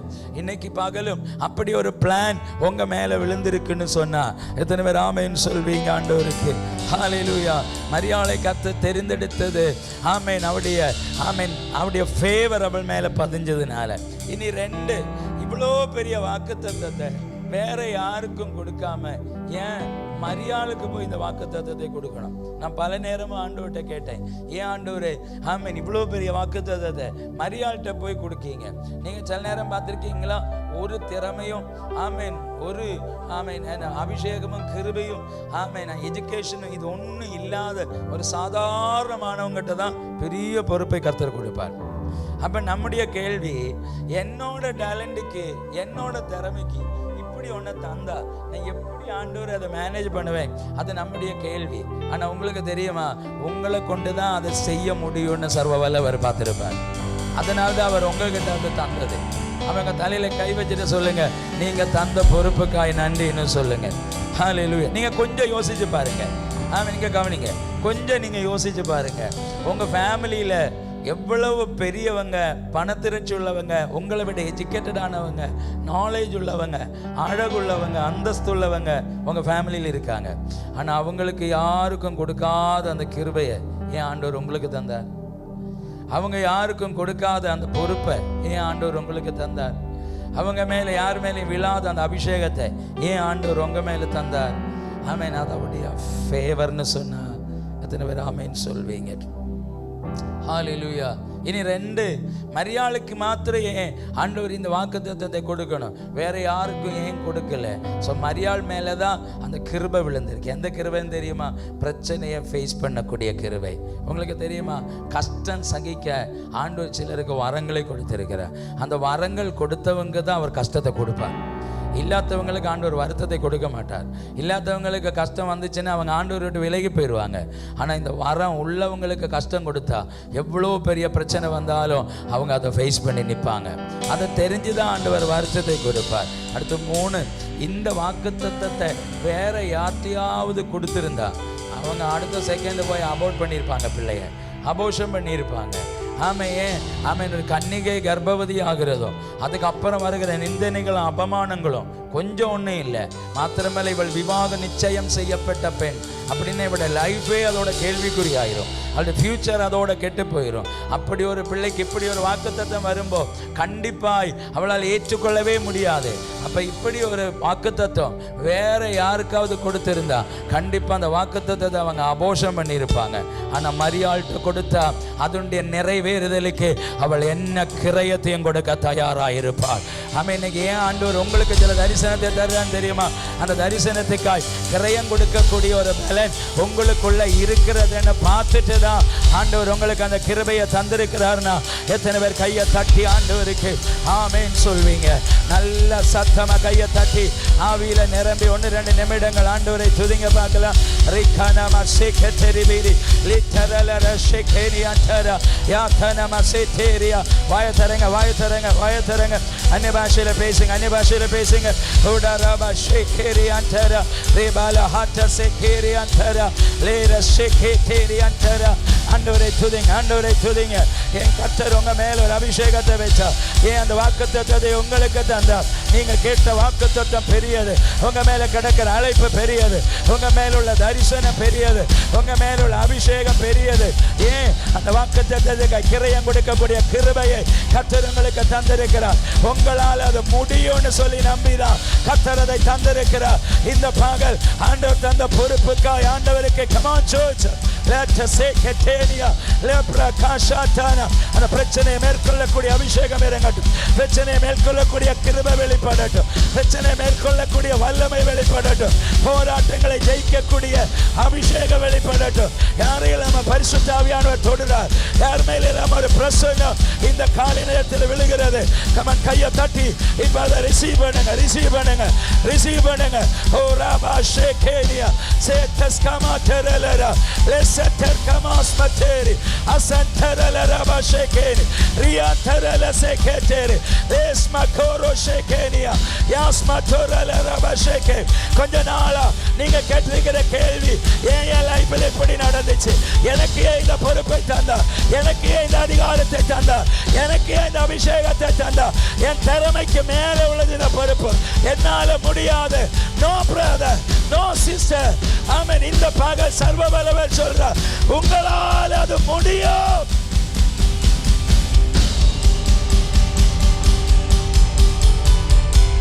ஹalleluya. வேற யாரையாவது கொடுத்திருந்தா இந்த தரிசனத்துக்கு அவங்க நிக்க மாட்டாங்க. வேற யாரையாவது கொடுத்திருந்தா இந்த வாக்குத்தத்தத்தை அவங்க சுமக்க மாட்டாங்க. அவங்களால இந்த பொறுப்பை செய்ய முடியாது, நிறைவேற்ற முடியாது. ஆனால் உங்கள்கிட்ட தந்தா நீங்க அதை செய்வீங்கன்னு அவருக்கு தெரியும். உங்களுக்கிட்ட தந்தா எவ்வளோ பெரிய பிரச்சனையும் ஃபேஸ் பண்ணக்கூடிய கிருபை உங்க மேல விழுந்திருக்குன்னு தெரியும். அதனால் அவர் உங்களை தெரிந்தெடுத்து இந்த பொறுப்பை தந்திருக்கிறார்.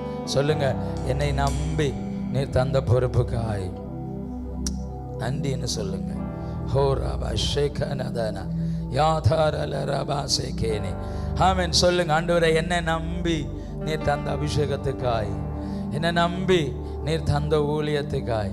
எத்தனை பேர் சொல்வீங்க நீங்க என்ன நம்பல ஆண்டவரேன்னு சொல்வீங்க? எத்தனை பேர் சொல்வீங்க நீங்க என்ன நம்பலான்னு சொல்வீங்க? பிரதர், அந்த ஊழியத்தை உங்க கையில தந்தது ஆமென் வேற யாரும் இல்லாததுனால இல்லை. அவருக்கு வேணும்னா எவ்வளவு வேற வேணாலும் தெரிந்தெடுக்கலாம். ஆனா அவங்ககிட்ட அந்த ஊழியத்தை கொடுத்திருந்தா அதை உடைச்சு சுக்குநூறாக்கிட்டு போயிடுவாங்க. அந்த ஆத்மாக்களை கொடுத்திருந்தா ஒன்றும் இல்லாம ஆக்கிட்டு போயிடுவாங்க. அந்த பொறுப்பை கொடுத்திருந்தா அந்த தரிசனத்தை அவங்க நிறைவேற்ற மாட்டாங்க. ஆனா உங்ககிட்ட தந்தா நீங்க அதை செய்வீங்கன்னு அவர் நம்பி இருக்கிறார். நம்பிதான் இந்த காலை நேரத்தில் தந்திருக்கிறார். ஒரு வரத்தை எதுக்கு உங்களுக்கு தந்தாருன்னு தெரியுமா? நீங்கள் அந்த வரத்தை பயன்படுத்துவீங்கன்னு சொல்லி நம்பி தான் தந்திருக்கிறார். ஆமென். அல்லாதவங்ககிட்ட கொடுத்திருந்தா அந்த அபோஷம் பண்ணிடுவாங்க. அவங்க அந்த வரம் வேண்டான்னு சொல்லி தூக்கி வீசிடுவாங்க. ஏன் உங்களுக்கு தீர்க்க தரிசன வரத்தை தந்திருக்கிறார்? எவ்வளோ பெரிய கல்லெறி வந்தாலும் அந்த வரத்தை நீங்கள் பயன்படுத்துவீங்கன்னு நம்பி அவர் உங்களுக்கு தந்திருக்கிறார். ஆமென். ஏன் அந்நிய பாஷை உங்களுக்கு தந்திருக்கிறார்? யார் பேசினாலும் பேசாட்டிலும் யார் என்ன சொன்னாலும் நீங்கள் பேசுவீங்கன்னு நம்பி தான் அவர் உங்களுக்கு அந்நிய பாஷை உங்களுக்கு தந்திருக்கிறார். ஆமாம். ஏன் உங்களுக்கு பாடலின் வரத்தை அவர் தந்திருக்கிறார்? மற்ற யாரும் இல்லைனாலும் நீங்கள் பாடி சர்வவல்லவருடைய நாமத்தை மகிமைப்படுத்துவீங்கன்னு அவர் நம்பி தான் உங்களுக்கு அந்த கிஃப்டை தந்திருக்கிறார். ஏன் சுகமளிக்கிற வரத்தை உங்களுக்கு தந்திருக்கிறார்? யார் என்ன சொன்னாலும் நீங்கள் அந்த வரத்தை பயன்படுத்தி ஆமென் ஜனங்களை சுகமாக்கி கட்டப்பட்டவர்களை விடுவிப்பீங்கன்னு அவர் நம்பி தான் உங்களுக்கு அந்த வரத்தை தந்திருக்கிறார். ஏன் டெலிவரன்ஸ் மினிஸ்ட்ரி உங்களுக்கு தந்திருக்கிறார். ஆமென். யார் என்ன சொன்னாலும் நீங்க அந்த வரத்தை பயன்படுத்தி கட்டப்பட்டவருடைய கட்டுகளை அறுத்து அவர்களை விடுவிப்பீங்கன்னு அவர் நம்பி உங்களுக்கு அந்த வரத்தை தந்திருக்கிறார். ஆமென். ஆரோனை போல அழைக்கப்பட்டால் ஒழிய ஒருவனும் தானாய் இந்த ஊழியத்தில் ஏற்பட முடியாது. அவர் உங்களை நம்பி ஒரு பொறுப்பை தந்திருக்கிறார். நம்பி ஊழியத்துக்கு அபிஷேகம் பண்ணி இருக்கிறார். நம்பி ஒரு அப்பாயின்மெண்ட் உங்க மேல வச்சிருக்கிறார். எத்தனை பேர் சொல்வீங்க, நீங்க என்ன நம்பல ஆண்டவரே, நீ தந்த பொறுப்புல நான் உண்மையாயிருப்பேன். இந்த ஞாயிற்றுக்கிழமை காலை அப்படி சொல்ற கர்த்தருடைய பிள்ளைகள் இன்னைக்கு கர்த்தரை துதிக்கட்ட. இன்னைக்கு ஓ ரபா ஷேகேனியா உங்களை தொட்ட ஆண்டவர் சொல்ற தீர்க்க தரிசன சத்தம் அவருடைய ஃபேவர் உங்க மேல கிடக்கு. அதனால யார் மேலேயும் விழாத அபிஷேகத்தை அவர் உங்களுக்கு தந்திருக்கிறார். வேற யாருக்கும் கொடுக்காதது நான் ஏன் உங்ககிட்ட தந்தேன்னு தெரியுமா? இந்த வாக்குத்தத்தத்தை பெற்றெடுக்கிறதுக்கு என்ன கிரயமும் கொடுக்க தயாராயிருப்பார். அதுக்கு வேண்டி எவ்வளவு விலை கொடுக்கனாலும் நீ கொடுப்பாய். இந்த வாக்குத்தத்தத்தை விட்டு நீ விலக மாட்டாய்ன்னு எனக்கு தெரியும். அதனால தான் மரியாதை உனக்கு நான் இந்த வாக்குத்தத்தத்தை தந்தேன். உன் குடும்பத்தில் உன்னை தேர்ந்தெடுத்தேன். ஏன் தெரியுமா? உன்னால தான் இதை செய்ய முடியும். உன்னால தான் இதை நிறைவேற்ற முடியும். இன்னைக்கு பகல் ஆண்டவர் சொல்றார், உங்களால் செய்ய முடியும்னு நம்பிதான் அவர் உங்க கையில் இதை தந்திருக்கிறார். சொல்லுங்க, நீ தந்த பொறுப்புக்கு நீங்க என்ன நம்பல ஆண்டவரேன்னு சொல்லுங்க. நல்ல ஒரு ஆமேன்னு சொல்லுங்க பார்க்கலாம். ஹல்லேலூயா. ஆமேன். மரியாள் வாக்குத்தத்தத்தை பெற்றுக்கொண்டாள். அந்த வாக்குத்தத்தத்துக்காய் வாக்குத்தத்தை கேட்டவுடன் அவளுக்கு பயங்கர பயம் உண்டானது. அந்த வாக்குத்தத்தத்துக்காய் என்னென்ன அபமானங்களை எல்லாம் அவள் சந்தித்திருக்க வேண்டி வந்திருக்கும். நிறைய உபத்திரவங்கள் வந்திருக்கும், நிந்தனைகள் வந்திருக்கும், பாடுகள் வந்திருக்கும். ஆனால் எல்லாவற்றிலும் அவள் பிடிச்சு நின்னா, உண்மையாய் நின்று இருப்பாள். அடுத்து என்ன நடந்தது? ஆமேன். வாக்குத்தத்தம் பிறந்துட்டு பெத்லகேமில் 2ஆம் அதிகாரத்துக்கு வரும்போது பெத்லகேமில் வாக்குத்தத்தம் பிறந்தது. வாக்குத்தத்தம் பிறந்த உடனே பார்த்தீங்களா, தூதர்கள் ஆமேன் வானளவிலே பறந்து ஆமேன் பெரிய விளம்பரத்தை கொடுக்கிறாங்க. பெத்லகேம் என்கிற பட்டணமே அவர் பிறந்தவுடன் அறியப்படுகிறது. ஹல்லேலூயா. ஆமேன். இனி 2 ஆமேன் கவனிங்க, மெய்ப்பர்கள் மரியாளை தேடி வர்றாங்க. ஆமேன். எங்கேயோ கிடந்த மெய்ப்பர்கள் இப்போ அந்த பிள்ளை இருந்த இடத்துல தாய் பிள்ளைய பார்க்கறதுக்கு அந்த இடத்துக்கு தேடி வர்றாங்க. இனி அது மெய்ப்பர்கள் மாத்திரம் அல்ல, விலை உயர்ந்த செல்வ திரட்சி உள்ள பணக்காரர்கள், சம்பனர்கள், வியாபாரிகள் அவங்கள தேடி வர்றாங்க. அடுத்து பெரிய பொருள் அவங்கள தேடி வருது, நன்மைகள் தேடி வருது. ஆமேன். பாருங்க, ஆமேன். அந்த வாக்குத்தத்தம் கேட்கும்போது பயங்கர பயம் உண்டானது. ஆனால் அந்த வாக்குத்தத்தம் நிறைவேற்றப்படும் பொழுது ஒரு பயங்கர ஆசீர்வாதம் வந்தது. இன்னைக்கு நம்ம பார்க்குறோமே எல்லா தெருவோனிலையும், இங்கே மலேசியாவில் இருக்கான்னு தெரியாது, ஆனால் இந்தியாவில் வந்து பார்த்தா தெரியும். எல்லா ஆர்சி சர்ச்சுக்கு முன்னாடி ஆமேன் அந்த சர்ச்சுக்கு முன்னாடி தெருவில் ஒரு கண்ணாடி கூடு இருக்கும். இப்படி வானவழியே உயர்த்தி கட்டி வச்சுருப்பாங்க. இந்த கண்ணாடி கூட்டுக்குள்ளே மரியா அம்மையை இருத்திருப்பாங்க. ஆமேன். மரியாமை இருத்திருப்பாங்க. அதுக்கப்புறம் அதுக்கு மேலே ஒரு இடிதாங்கி வச்சுருப்பாங்க. ஆமேன். ஏன் இடி கீழே விழாமல் இருக்கிறதுக்கு ஆமேன் கட்டி வச்சுருப்பாங்க. எங்கள் ஊரில் எல்லா இடத்துலையும் பார்க்கலாம். நான் பல நேரம் யோசித்தேன், ஆமேன் மரியாதை ஏன் இப்படி கொண்டு ஒவ்வொரு இடத்துலையா கண்ணாடி கொண்டு வச்சுருக்காங்க, அது கூட தூசி கூட படியாமல் இப்படி அடித்து வச்சுருக்காங்கன்னு. ஆமேன். நான் நினச்சப்ப எல்லாம் என்கிட்ட சொன்ன ஆண்டவர் சொன்ன வார்த்தை இதுதான். ஆமேன். அந்த இயேசுவை, அபிஷேகம் உள்ள இயேசுவை சுமக்கிறதுக்கு அவள் கொடுத்த கிரயந்தான் அவளை உலகம் அறியப்படுகிறது மனுஷியாய் சர்வவல்லவர் மாற்றினார். இன்னைக்கு பார்க்கல நான் சொல்கிறேன், வாக்குத்தத்தத்தை நீங்கள் சுமக்க தயாரானா சர்வ வல்லவர் உங்களை உயர்த்துவார்னு சொன்னா எத்தனை பேர் கையை தட்டி ஆண்டவருக்கு ஆமேன் சொல்வீங்க?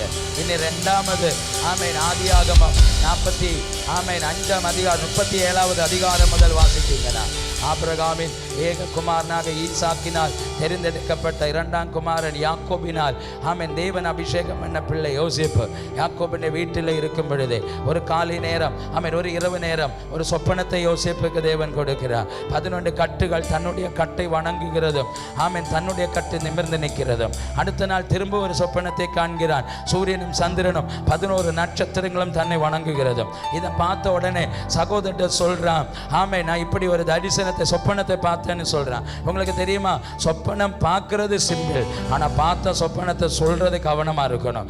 எப்பவுமே பார்க்கறது எல்லாம் பிரச்சனை இல்லை, ஆனா சொன்னாதான் பிரச்சனையே ஆரம்பிக்கும்.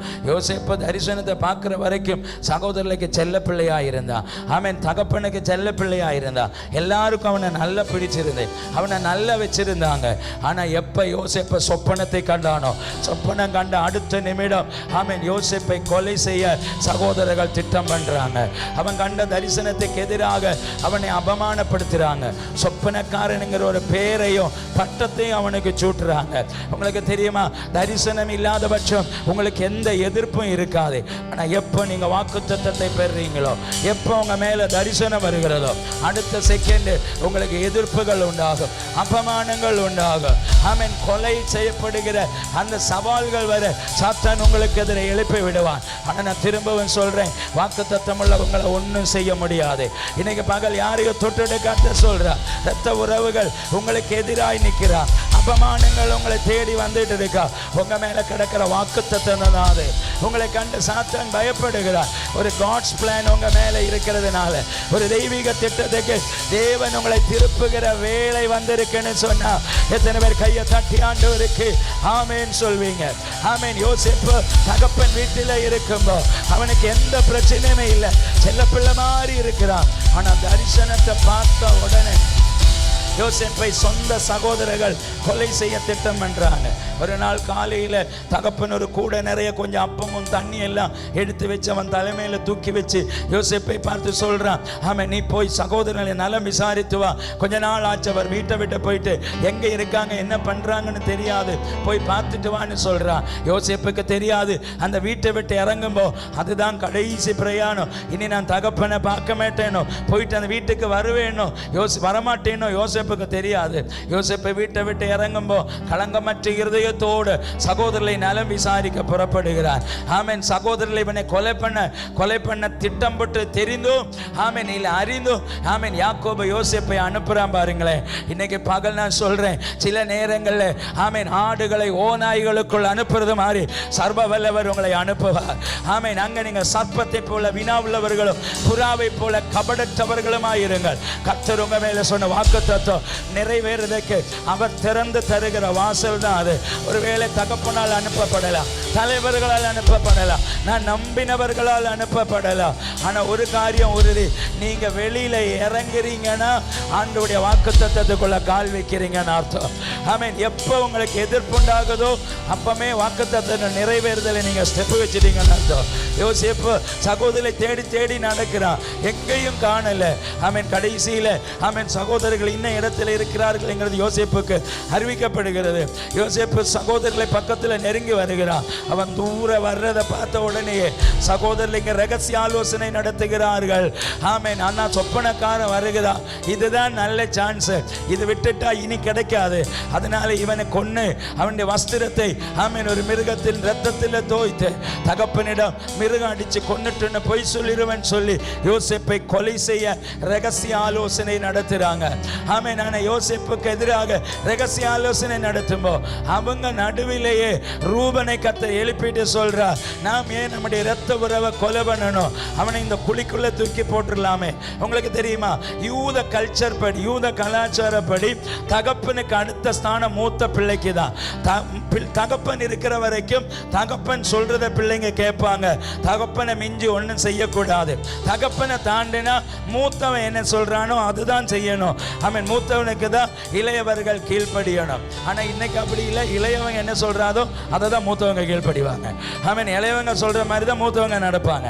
ஆனா அன்னைக்கு மூத்தவனுக்கு தான் இளையவங்க எல்லாரும் கீழ்ப்படிக்கணும். அதனால ரூபன் சொன்னா எல்லாரும் கேட்பாங்க.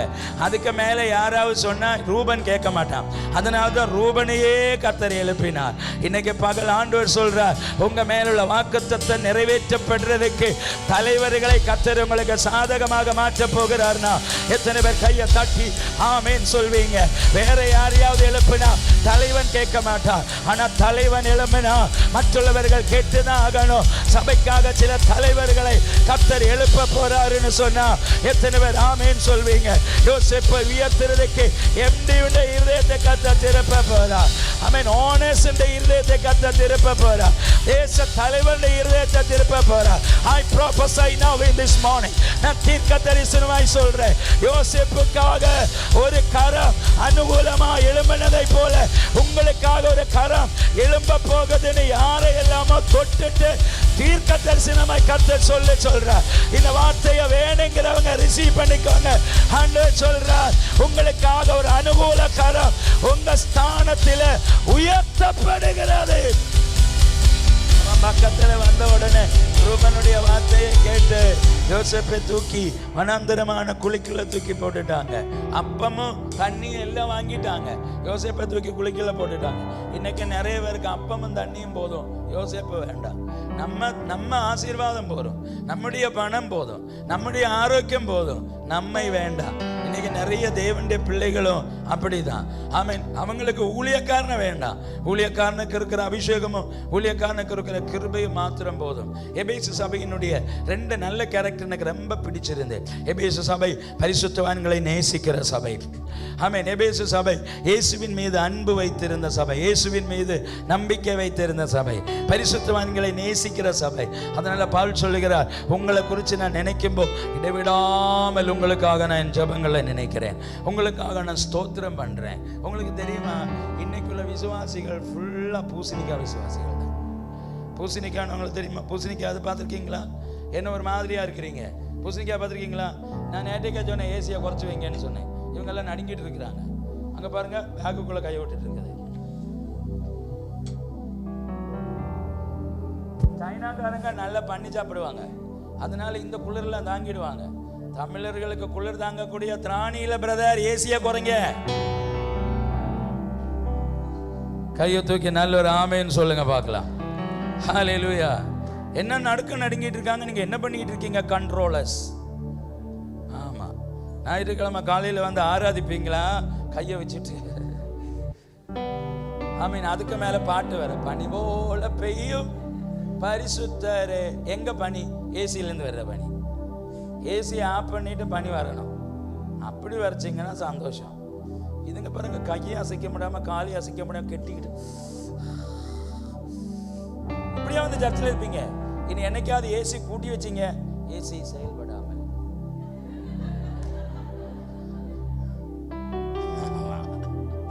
ஒரு இடத்துல ஆம்பிளிஃபயர் ஆஃப் ஆட்டுன்னு சாரி டிரான்ஸ்ஃபார்மர் அடிச்சு போட்டுன்னு சொன்னேன். ஒரு கன்வென்ஷனில் நான் பிரசங்கம் பண்ணிட்டு இருந்தேன்.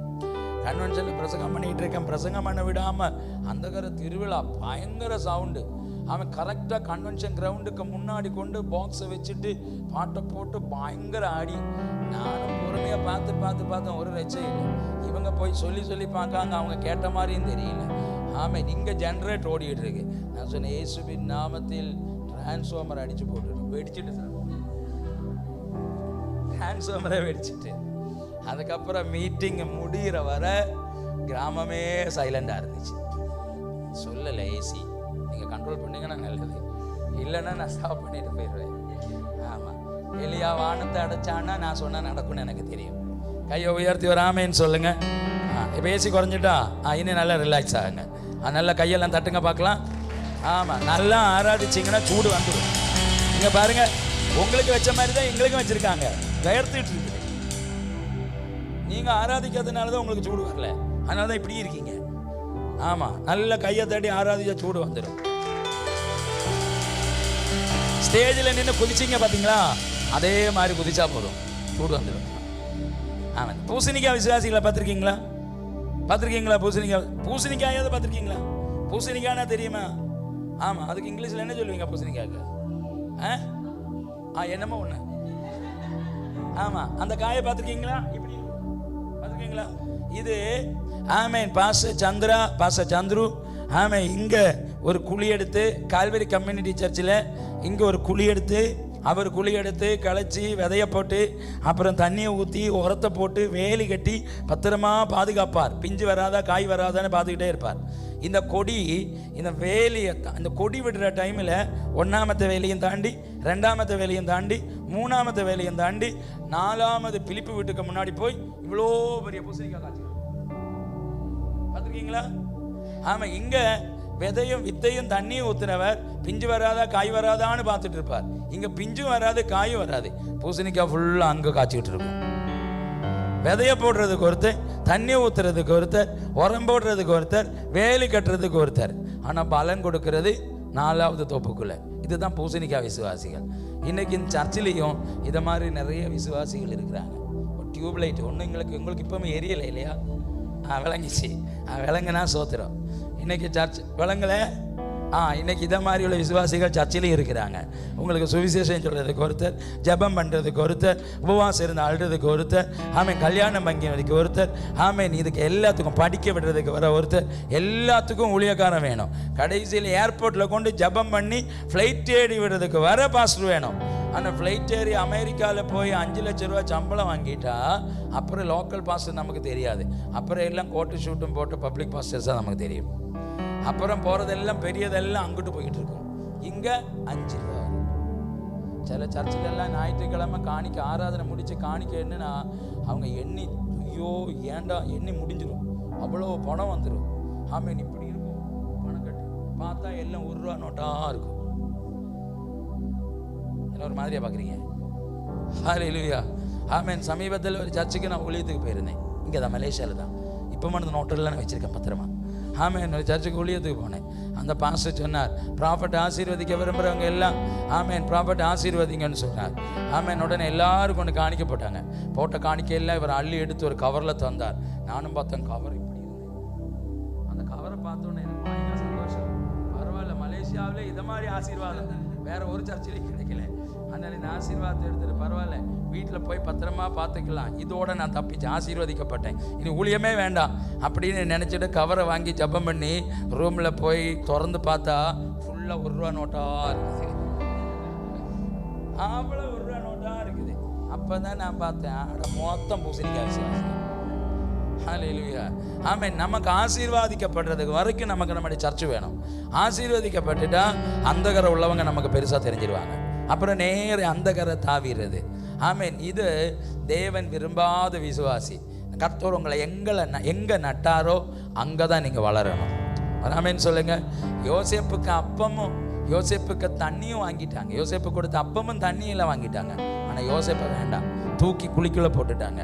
நான் நினைக்க குழிக்குள்ளே கிடக்கிற யோசேப்பு யோசிக்கிறான், கடவுளே இதான் ஆண்டவரே, இந்த 11 நட்சத்திரங்களும் சூரியனை சந்திரனை வணங்குறது, இதா 11 கட்டுகள் வணங்குறது. உங்களுக்கு ஒரு காரியம் தெரியுமா? வாக்கு தத்துவம் வந்தப்போ சூரியனும் சந்திரனும் 11 நட்சத்திரங்களும் அப்புறம் ஆமேன் 11 கட்டும் உன்னை வணங்குன்னு வாக்கு தத்துவம் சொல்லும்போ, யோசேப்பே தகப்பன் உன்னை வீடை விட்டு இறக்கி விடுவார், சகோதரர் உன்னை கொலை செய்ய திட்டம் பண்ணுவாங்க, அதுக்கப்புறம் உன்னை குழிக்குள்ளே தூக்கி போடுவாங்க, அதுக்கப்புறம் நீ அவமானப்படுத்தப்படுவாய், அந்நிய தேசத்தில் விற்கப்படுவாய், அதுக்கப்புறம் போத்திபாரின் மனைவிக்கு கண்ணோ மேலே பதியும், அதுக்கப்புறம் நீ சிறைச்சாலைக்கு போவாய். இப்படியெல்லாம் யோசேப்பிட்ட சொல்லியிருந்தா யோசேப்பை சொல்லியிருப்பான், ஆண்டவரே நான் பேசாமல் எங்கள் அப்பா வீட்டில் சந்தோஷமாக இருக்கிறேன், நான் இங்கேயே இருந்துக்கிறேன், என்னை விட்டுருங்க ஆண்டவரே, எனக்கு சூரியனும் வேண்டாம் சந்திரனும் வேண்டாம் 11 கட்டும் வேண்டாம் ராஜ பதவியும் வேண்டாம் ஒன்றும் வேண்டாம், அப்பா வீட்டில் இருக்கிற அப்பமும் தோசையும் போதுன்னு சொல்லியிருப்பான். அதனால தான் ஆண்டவர் வாக்குத்தத்தம் சொல்லும்போது வாக்குத்தத்தத்துக்கு நம்ம கொடுக்க வேண்டிய பிரச்சனையை சொல்ல மாட்டார். ஆனால் நீங்கள் வாக்குத்தத்தம் கேட்குறீங்கன்னா நீங்கள் நினச்சிக்கோங்க பிரச்சனை வரப்போகுது. யார் மேலெல்லாம் தீர்க்க தரிசனம் வருதோ அவங்களுக்கு எல்லாம் ஒரு ப்ராப்ளம் முன்னாடி இருக்கும். என்ன ஒரு மாதிரியா பார்க்குறீங்க? ஆமேன்னு சொல்லுங்க பார்க்கலாம். ஆமேன்னு சொல்லுங்க. ஆமேன்னு அப்படித்தான் அர்த்தம். நம்ம வாக்குத்தத்தை கேட்கப்போ 10,000 விசுவாசிகள சபையை கர்த்தர் எனக்கு தரப்போறாருன்னு என்ன மாதிரி கைத்தறினீங்க. ஆனால் உங்களுக்கு தெரியுமா அந்த ஆத்துமாக்கள் வரும்போது எவ்வளோ பிரச்சனை இருக்குன்னு தெரியுமா? முதல் பிரச்சனை ஊர்லேருந்து தான் எழும்பும், முதல் பிரச்சனை உங்களுக்குள்ளேருந்து தான் எழும்பும், 2வது பிரச்சனை ஊர்லேருந்து எழும்பும், 3வது பிரச்சனை அரசியல்லேருந்து எழும்பும், 4வது பிரச்சனை சாத்தாண்டே பக்கம் இருந்துருக்கும், பின்ன பிரச்சனைக்கு மேலே பிரச்சனை தான். ஆனால் அந்த பிரச்சனையை ஃபேஸ் பண்ணாதான் நிறைவேற்றப்படும். வராமேன்னு சொல்லுங்க பார்க்கலாம். யோசேப்பு குழிக்குள்ள கிடந்து யோசிச்சிருப்பான். இதான் ஆண்டவரே நீர் என்கிட்ட சொன்ன வாக்கு தத்துவம், இதான் ஆண்டவரே நீர் எனக்கு தந்த தரிசனம், இவ்வளோ பெரிய தரிசனத்தை காட்டிட்டு இப்படி தான் என்னுடைய அனுபவம்னு சொல்லியிருந்தா நான் வேண்டான்னு சொல்லியிருப்பேனே. யோசேப்பு வறட்சியான அனுபவத்துக்களை கிடந்து கலங்கிட்டு இருக்கிறான். அப்போ வாக்கு தத்துவம் கடந்து போகிற முதலாவது படி, ஆமேன், நீங்கள் வாழ்க்கையில் ஆமேன் உன் சொந்த உறவுகளை நீங்கள் இழந்து போக வேண்டி வரும். வாக்கு தத்துவம் அவன் சந்திக்கிற 2வது படி, ஆமேன், வீட்டை விட்டு வெளியேற்றப்படுவார். 3வது படி, வறட்சியான அனுபவத்தை நீங்கள் சந்திக்க வேண்டி வரும். இப்போ தண்ணி இல்லாத கிணத்துக்குள்ளே கிடந்து துக்கப்பட்டுக்கிட்டு இருக்கிறான். யோசேப்பை பார்க்கும்போது ஒரு கயர் இறங்கி வருது. யோசேப்பை பார்க்கும்போது யார் தூக்கி போட்டாங்களோ அவங்க தான் சொல்கிறாங்க ஏறி வாங்கன்னு. நான் இன்னைக்கு பகல் சொல்கிறேன், யார் உங்களுக்கு எதிராக நிற்கிறாங்களோ அவங்களே உங்களுக்கு அனுகூலமாய் மாற போகிறாங்கன்னு சொன்னோம். எத்தனை பேர் கையை தட்டி ஆண்டவருக்கு ஆமேன்னு சொல்வீங்க? உங்கள் வேலைக்கு எதிரே, உங்கள் குடும்ப வாழ்க்கைக்கு எதிரே, உங்களுடைய ஊழியங்களுக்கு எதிரே, உங்களுடைய எதிர்காலத்துக்கு எதிரே, உங்களுடைய படிப்புக்கு எதிரே யார் உங்களுக்கு எதிராக இருக்கிறாங்களோ கர்த்தர் அவர்களை அனுகூலமாய் மாற்றுகிற சீசன் வெளிப்பட்டு வருதுன்னு சொன்னா கிருபையுள்ளவர்கள் கையை தட்டி ஆண்டவரை துதிங்க. நான் இதை சொல்லும்போது யார்ட்டையோ ஆக்குரேட்டா ஆண்டவர் பேசிட்டு இருக்கிறார். இன்னைக்கு பகல் கர்த்தர் சொல்றார், உங்களுக்கு எதிராக இருக்கிற சிலரை கர்த்தர் உங்களுக்கு அனுகூலமாய் மாற்ற போகிறார் பிரதர். ஆமென். யார் உன்னை தூக்கி குழிக்குள்ள போட்டானோ அவனே உன்னை தூக்கி விடுறவனாய் மாற போகிறான்.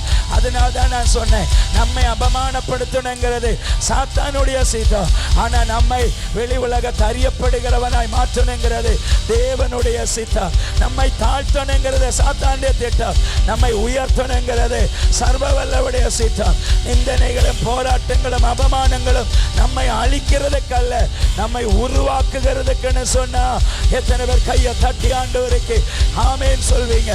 யாரையெல்லாம் தொட்டுட்டு கர்த்தர் சொல்ற, கர்த்தர் உங்களை உருவாக்குகிற வேலை வந்திருக்கு. சீசன் திறக்கப்படுகிறது. உங்க வறட்சி மாறும். ஆமென். வாக்குத்தத்தம் உள்ளவர் வறண்ட அனுபவத்துக்குள்ள கிடக்கிறார். தனிமையாய் தண்ணி இல்லாத கிணத்துக்குள்ள வாடிக்கிட்டு இருக்கிறான். யார் அவனை தூக்கி போட்டாங்களோ அவங்க தான் அவனுக்கு அனுகூலமாய் கையை உயர்த்துறாங்க. யோசேப்பு மேலே வந்தோடனே நினைச்சிருப்பான் அப்பாட்ட தப்பிச்சு போயிடலான்னு நினைச்சிருப்பான். மேலே வந்த உடனே அவன் பார்த்ததை அவனை நடுங்க வச்சுட்டு ஆட்டையும் மாட்டையும் விலை பேசுகிற மாதிரி யோசேப்புக்கு எதிராக விலை பேசிக்கிட்டு இருக்கிறாங்க. எத்தனை வெள்ளிப்பணத்துக்கு இவனை விற்கலான்னு லேலம் போட்டுக்கிட்டு இருக்கிறாங்க. ஆமென். யோசேப்பு வெள்ளிப்பணத்துக்கு மீதியானிய வியாபாரிகளுக்கு விற்கப்படுகிறார். இப்ப மீதியானிய வியாபாரிகள் யோசேப்பை எகிப்துக்கு கொண்டு போயிட்டு இருக்கிறாங்க. ஆமென். நான் வேதாகமத்தை எடுத்து வாசித்த பொழுது மீதியானிய வியாபாரிகள் அந்த இடத்துக்கு வர்றதுக்கு ஒரு சான்ஸுமே இல்லை. காரணம் அவங்க போக வேண்டிய இடம் வேற இடம். திரும்ப இந்த வனாந்திரமான காட்டுக்கு எதுக்கு மீதியானிய வியாபாரிகள் வரணும்? என்னோட சிந்தனையில யோசேப்புக்காக மாத்திரம் கர்த்தர் அவர்களை வழி திருப்பி அனுப்பினார். இன்னைக்கு பகல் ஆண்டவர் உங்களை தொட்டிட தீர்க்க தரிசனமாய் சொல்றார், உங்களுக்கு மாத்திரம் சிலரை அவர் வழி திருப்பி அனுப்ப போகிறார்னு சொன்னார். சில பிளைட்டுகள் அமெரிக்காவுக்கு போக வேண்டிய பிளைட் ஆமென் மலேசியாவில் டிராப் ஆகும். ஆமென். சிங்கப்பூருக்கு போக வேண்டிய வண்டி ஆமென் இந்த என்ட்ரன்ஸ்ல ஆமென் ஸ்டாப் ஆகும். ஆமென். ஆண்டவர் சிலரை வழி திருப்பி உங்களுக்காக சிலரை இங்க கொண்டு வர போகிறார்னு சொன்னா எத்தனை பேர் கையை தட்டி ஆண்டவருக்கு சபையை பார்த்து கர்த்தர் சொல்றார், சிலரை வழி திருப்பி சபைக்காக சிலரை கர்த்தர் எழுப்ப போறேன்னு, சில ஆசீர்வாத கரங்களை எழுப்ப போறேன்னு பரிசுத்த ஆவியானவர் சொல்றார். யோசேப்புக்காக மாத்திரம், வாக்குத்தத்தம் உள்ளவனுக்காக மாத்திரம் கர்த்தர் ஒரு கரத்தை எழுப்பினார். மலேசியாவிலே ஷாஜ்மான் கால் வைக்கணுங்கிறது தெய்வீக தீர்க்க தரிசன சத்தத்தின் நிறைவேறுதல். அதை ஒரு ஆவியாலும் தடைபடுத்த முடியாது. அதற்கு எதிராக யார் எழும்பினாலும் சர்வ வல்லோடைய கர அனுகூலமாய் நிற்கும்.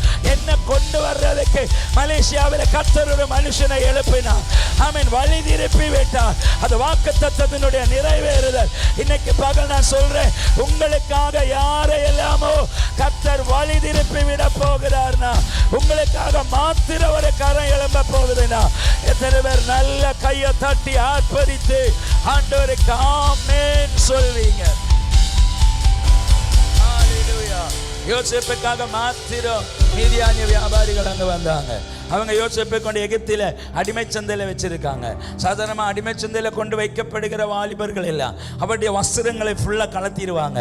கலத்திட்டு நிர்வாணமாய் அவருடைய மேனியை வெளிப்படுத்தி அந்த அடிமை சந்தையில் அவங்க கையை பின்னாடி கட்டி இப்படி வச்சிருப்பாங்க. இந்த அடிமைகளை வாங்க வருகிறவங்க அவர்களுடைய அழகு மேனியும் திடகாத்திர சரீரத்தையும் பார்த்து தான் அவங்கள அடிமை சந்தையில் விலைக்கு வாங்கிட்டு போவாங்க. அப்போ வாக்குத்தத்தமுள்ள ஒரு தேவ மனுஷன் அபமானப்படுத்தப்பட்ட பண்ணப்பட்ட ஒரு சந்தையில விற்பனை பொருளாய் இருக்கிறார். ஆமென். நீங்க கவனிக்கணும், வாக்குத்தத்தமுள்ள ஒரு நபர் சந்திக்கிற பிரச்சனையை, ஆமென், அழைப்புள்ளவன் கடந்து போகிற பாதைகளை நம்ம நினைக்கிறோம் தீர்க்க தரிசனம் வாக்குத்தத்தம் அழைப்பு சிம்பிள். இது சிம்பிளான காரியம் அல்ல. வாக்குத்தத்தம் நிறைவேற்றப்படுகிறதுக்கு கொடுக்க வேண்டிய கிரயம் பயங்கரம். ஆமென். தெய்வ மனுஷன் அபமானத்தோடு அடிமை சந்தையில் நின்று கொண்டிருக்கிறார். காலையில் ஒரு அறிவிப்பு வருகிறது.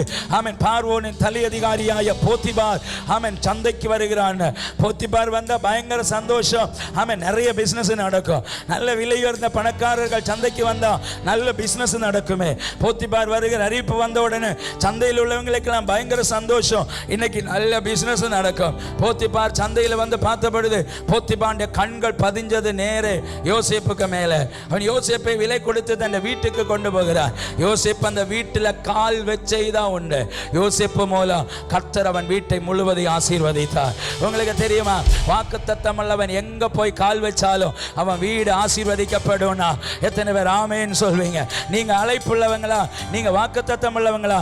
நீங்க எங்கெல்லாம் கால் வைக்கிறீங்களோ அங்க எல்லாம் ஆசீர்வாதங்கள் வரப்போகுது. பட்டணத்தில் கால் வச்சா பட்டணம் ஆசீர்வதிக்கப்படும். வீட்டில் கால் வச்சா வீடு ஆசீர்வதிக்கப்படும். ஒரு சர்ச்சில் கால் வச்சா சர்ச் ஆசீர்வதிக்கப்படும். ஒரு தேசத்தில் கால் வச்சா தேசம் ஆசீர்வதிக்கப்படும். வாக்குத்தத்தம் உள்ளவன் எங்க போனாலும் கர்த்தர் அவன் மூலம் அந்த தேசத்தை ஆசீர்வதிப்பார். இன்னைக்கு பகல் நான் அனாயிண்டிங் உங்களுக்குள்ள ரிலீஸ் பண்றேன். ஆமென். நீங்க கால் வைக்கிற தேசம் இன்னையிலிருந்து ஆசீர்வதிக்கப்பட போகுது.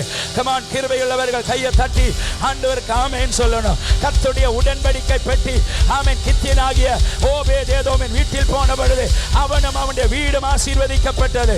ஆமென். கர்த்தருடைய உடன்படிக்கை பெட்டி தாகோனுடைய கோயில கொண்டு வச்ச பொழுது விக்கிரகம் தலை கவிழ்ந்து விழுந்தது. உடன்படிக்கை பெட்டியை சுமக்கிறவர்கள் யோர்தான்ல கால் வச்ச உடனே யோர்தான் இரண்டாய் பிளவுபட்டது. உடன்படிக்கை பெட்டியை ஆமென் ஆமென் தாவீது நகரத்திற்கு வந்த பொழுது பயங்கர ஆராதனை ஆர்ப்பரிப்பு உண்டானது. உடன்படிக்கை பெட்டி தேவனுடைய பிரசன்னம். தேவ பிரசன்னத்தை சுமக்கிற பாத்திரம் எங்க போனாலும் பிளஸிங் உண்டாகும். நான் சொல்றேன், இன்னையிலிருந்து நீங்க கால் வைக்கிற இடம் ஃபுல்லா ஆசீர்வதிக்கப்பட போகுது. உங்க தலையில கை வச்சுட்டு சொல்லுங்க, நான் ஒரு ஆசீர்வாதம்னு சொல்லுங்க. சாத்தான் வெட்கப்படட்டும். சொல்லுங்க, நான் ஒரு ஆசீர்வாதம்னு சொல்லுங்க. உங்க பக்கத்துல தொட்டுட்டு சொல்லுங்க, இன்னையிலிருந்து நீங்க போற இடம் எல்லாம் ஆசீர்வதிக்கப்பட போகுதுன்னு. ஹalleluya. உடன்படிக்கை பெட்டி எங்கெல்லாம் போகுதோ அங்க எல்லாம் blessing வந்தது. நீங்க எங்க கால் வச்சாலும் அங்க எல்லாம் ஆசீர்வாதங்கள் உண்டாகும். நான் பல நேரமும் செக் பண்ணி பார்த்துருக்கிறேன். இரவும் பகலும் நாங்கள் இப்படி ஊழியத்தின் பாதையில் பிரயாணம் பண்ணுவோம். இப்படி பிரயாணம் பண்ணும்போது எங்கேயாவது காலியாக இருக்கிற ஹோட்டலில் தான் நாங்கள் சாப்பிட போவோம். எங்கே போனாலும் காலியாக இருக்கிற ஹோட்டல்லாம் போவோம். ஏன்னா அங்கே போனால் ஒன்று முதல்ல நமக்கு விரும்பின மாதிரி சாப்பாடு வாங்கலாம், ரெண்டு ஃப்ரீயாக உட்காந்து சாப்பிடலாம். ஆமீன். அதுக்காக தான் காலியான ஹோட்டல் போவோம். நான் செக் பண்ணி பார்த்துருக்கிறேன். எங்கே ஹோட்டலுக்கு காலி ஹோட்டலுக்கு போனாலும் நாங்கள் போகிற வரைக்கும் ஈச் அடிச்சுட்டு இருப்பாங்க. நாங்கள் அங்கே போய் உக்காந்த செகண்ட் எங்கேருந்து தான் வண்டி வருதுன்னு தெரியாத ஹோட்டல் ஃபுல்லாகி அப்புறம் எங்களுக்கு சாப்பாடு கெஞ்சிக்கிட்டு இருக்கணும். இப்போ சமீபத்தில் நானும் என்னுடைய சக ஊழியர்களும் இணைந்து நாங்கள் கொடைக்கானலில் ஜஸ்ட் நாங்கள் ஊழியக்காரங்க ஃபேமிலி மாத்திரம் கொடைக்கானலுக்கு ஒரு பிக்னிக் மாதிரி போனோம். ஆமேன். அப்போ ஒரு பகல் கொடைக்கானல் எல்லாம் சுற்றிட்டு ஒரு ஹோட்டலுக்கு போனோம். சின்ன பிள்ளைங்கெல்லாம் உண்டு. அதனால சொன்னேன், நல்ல காலியான ஹோட்டலுக்கு கொண்டு போங்க, அப்போ தான் நமக்கு சீட்டும் கிடைக்கும், எல்லாருக்கும் ஒன்றா உட்கார முடியும். அதனால பயங்கர ரஷ் அந்த ஏரியாவில். ஆமாம், நல்ல காலியான ஹோட்டலுக்கு கொண்டு போங்கன்னு ஹோட்டலை தப்பிகிட்டே இருக்கிறோம். ஒரு 1.5 மணி நேரம் ஹோட்டலை தப்பி நாங்கள் ட்ராவல் பண்ணிட்டோம். கடைசியில் ஒரு இடத்துக்கு போனால் இதை மாதிரி ஒரு 10-100 சேர் உள்ள ஒரு ஹோட்டல் ஃபுல்லாக காலியாக இருக்குது. ஹோட்டலே காலியாக இருக்குது. நான் சொன்னேன், இதுதான் சான்ஸ் உள்ள ஏற்றுங்கன்னு. அப்போ என்னுடைய சக ஊழியக்காரன் சொன்னேன், பாஸ்டர் ஹோட்டலு காலியாக இருக்கிறத பார்த்துட்டு இது அவ்வளோ டேஸ்ட்டில் ஹோட்டல் மாதிரி தெரியல, அதனால தான் இப்படி காலியாக இருக்குது அப்படின்னு சொன்னேன். நான் சொன்னேன், இல்லை நமக்கு வேண்டியதான் காலியாக இருக்கும், உள்ளே ஏற்றுன்னு சொன்னேன். வண்டி அங்கே பார்க் பண்ண உடனே நான் பிள்ளைங்கிட்ட சொன்னேன், சீக்கிரம் கையை ஹேண்ட் வாஷ் பண்ணிவிட்டு ஓடி போய் உட்காந்துருங்க, ஒருவேளை ஹேண்ட் வாஷ் பண்ணிட்டு வரும்போது உங்களுக்கு சீட்டு கிடைக்காம ஆக போயிட போகுது அப்படின்னு சொன்னேன். ஆமாம். உடனே எங்கள் பாஸ்டர்னு சொன்னாங்க, ஆமாம் சீக்கிரம் கையை கழுவுங்கன்னு சொன்னாங்க. இவங்க கை கழுவிட்டு வர்றதுக்குள்ள ஒரு வண்டி ஒரு பஸ் வந்து நின்றுச்சு, ஹோட்டலே ஃபுல் ஆயிடுச்சு. நாங்க வண்டியில பார்த்துக்கிட்டு இருக்கிறோம், இவங்க வர்றதுக்குள்ள ஹோட்டல் ஃபுல் ஆயிடுச்சு. உடனே என்னோட அசோசியேட் சொல்றார், பாஸ்டர் சொன்னீங்களா என்ன, நீ நம்ம வந்து நின்ன உடனே ஹோட்டல் நிரம்ப போகுதுன்னு சொன்னீங்க பார்த்தீங்களா, நான் நிரம்பிட்டேன். இப்போ நான் ஏர்போர்ட்டுக்கு வரும்பொழுது என்ன பிள்ளைங்க கொண்டுட்டு வந்துட்டு இருக்காங்க. வர்ற வழியில் எனக்கு டீ குடிக்கணும்னு சொன்னேன். உடனே அவர் சொன்னார், ஒரு ஹோட்டலில் ஏறி ஃப்ரீயாக இருக்கிற ஹோட்டலில் ஏறி சாப்பிடுவோன்னு சொல்லி ஈவினிங் ஒரு இந்தியன் ஹோட்டலுக்கு ஏறணும். அந்த ஹோட்டலுக்குள்ளே ஏறும்போது ஒன்றுமே இல்லை, காலியாக இருக்குது. ஒரு 4 பேர் தான் ஹோட்டலில் உட்காந்துட்டு இருக்காங்க. நான் சொன்னேன் நம்ம நேரத்துக்கு சீக்கிரம் சாப்பிட்டு போயிடலாம், உள்ளங்கேயே ஏற்றுங்கன்னு சொன்னேன். நாங்கள் போய் உட்காந்து ஒரு 5 நிமிஷம் தாண்டின உடனே என்ன தட்டிட்டு சொல்கிறார், ஹோட்டலை பாருங்கள் பாஸ்டர்னு. ஹோட்டல் ஃபுல்லாக நிறைஞ்சிருக்குது. உங்களுக்கு தெரியுமா, தேவ பிரசன்னத்தை சுமக்கிறவன் எங்கே கால் வச்சாலும் அங்கே ஆசீர்வாதங்கள் வருவன, அங்கே நன்மைகள் உண்டாகன.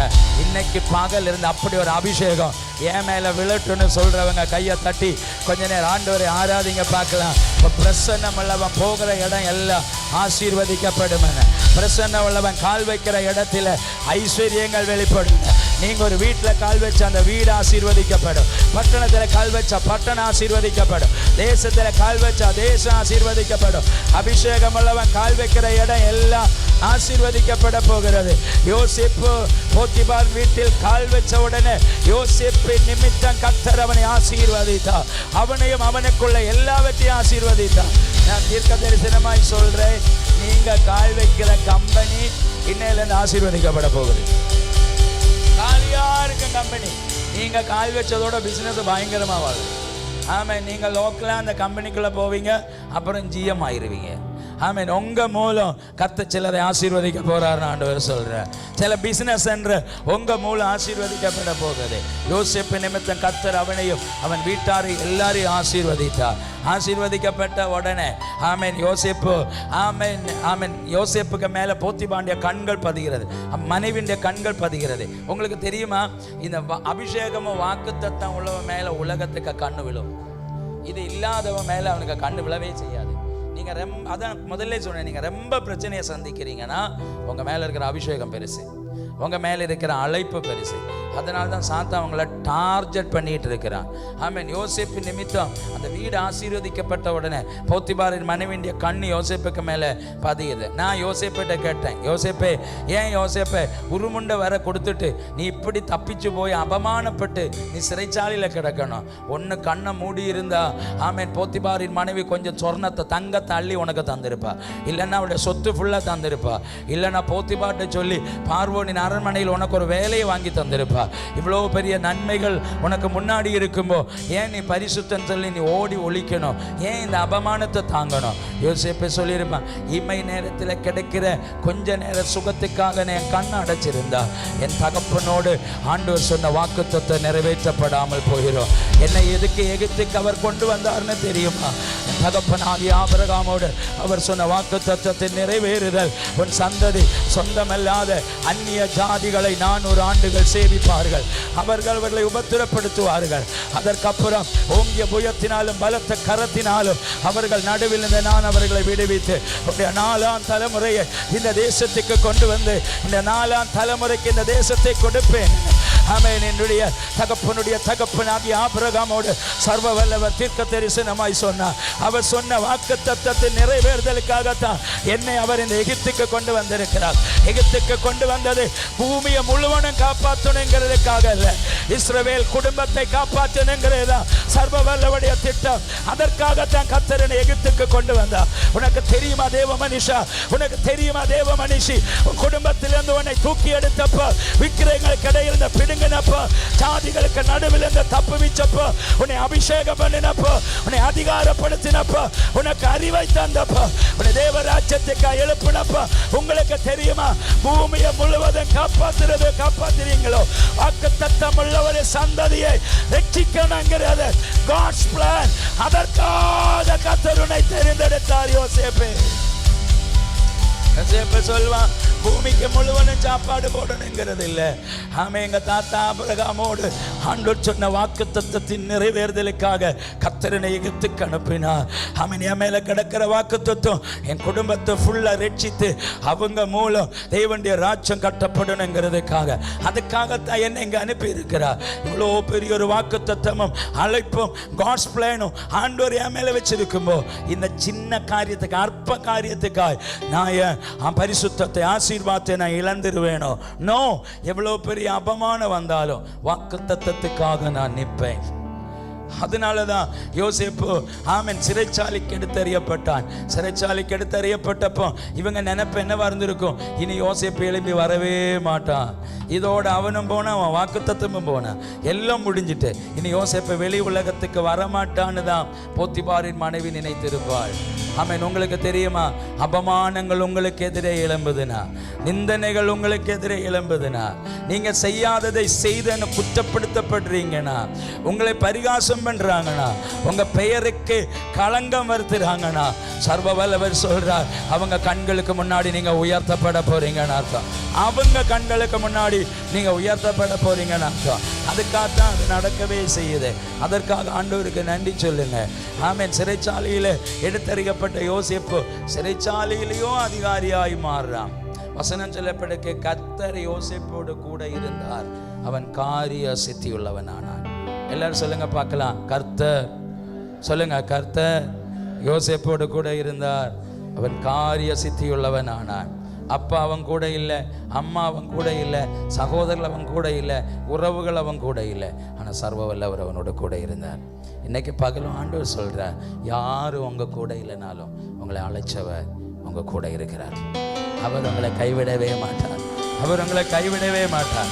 ஆண்டவர் தீர்க்க தரிசனமாக யாரையோ தொட்டுட்டு சொல்கிறார், உங்களை அழைச்சவர் உங்கள் கூட இருக்கிறார் பிரதர், உங்களை அழைச்சவர் உங்கள் கூட இருக்கிறார் சிஸ்டர், அவர் உங்களை கைவிட மாட்டார். உங்கள் தகப்பன் இல்லைனாலும் தாய் இல்லைனாலும் சர்வ வல்லவர் உங்கள் கூட இருக்கிறார்.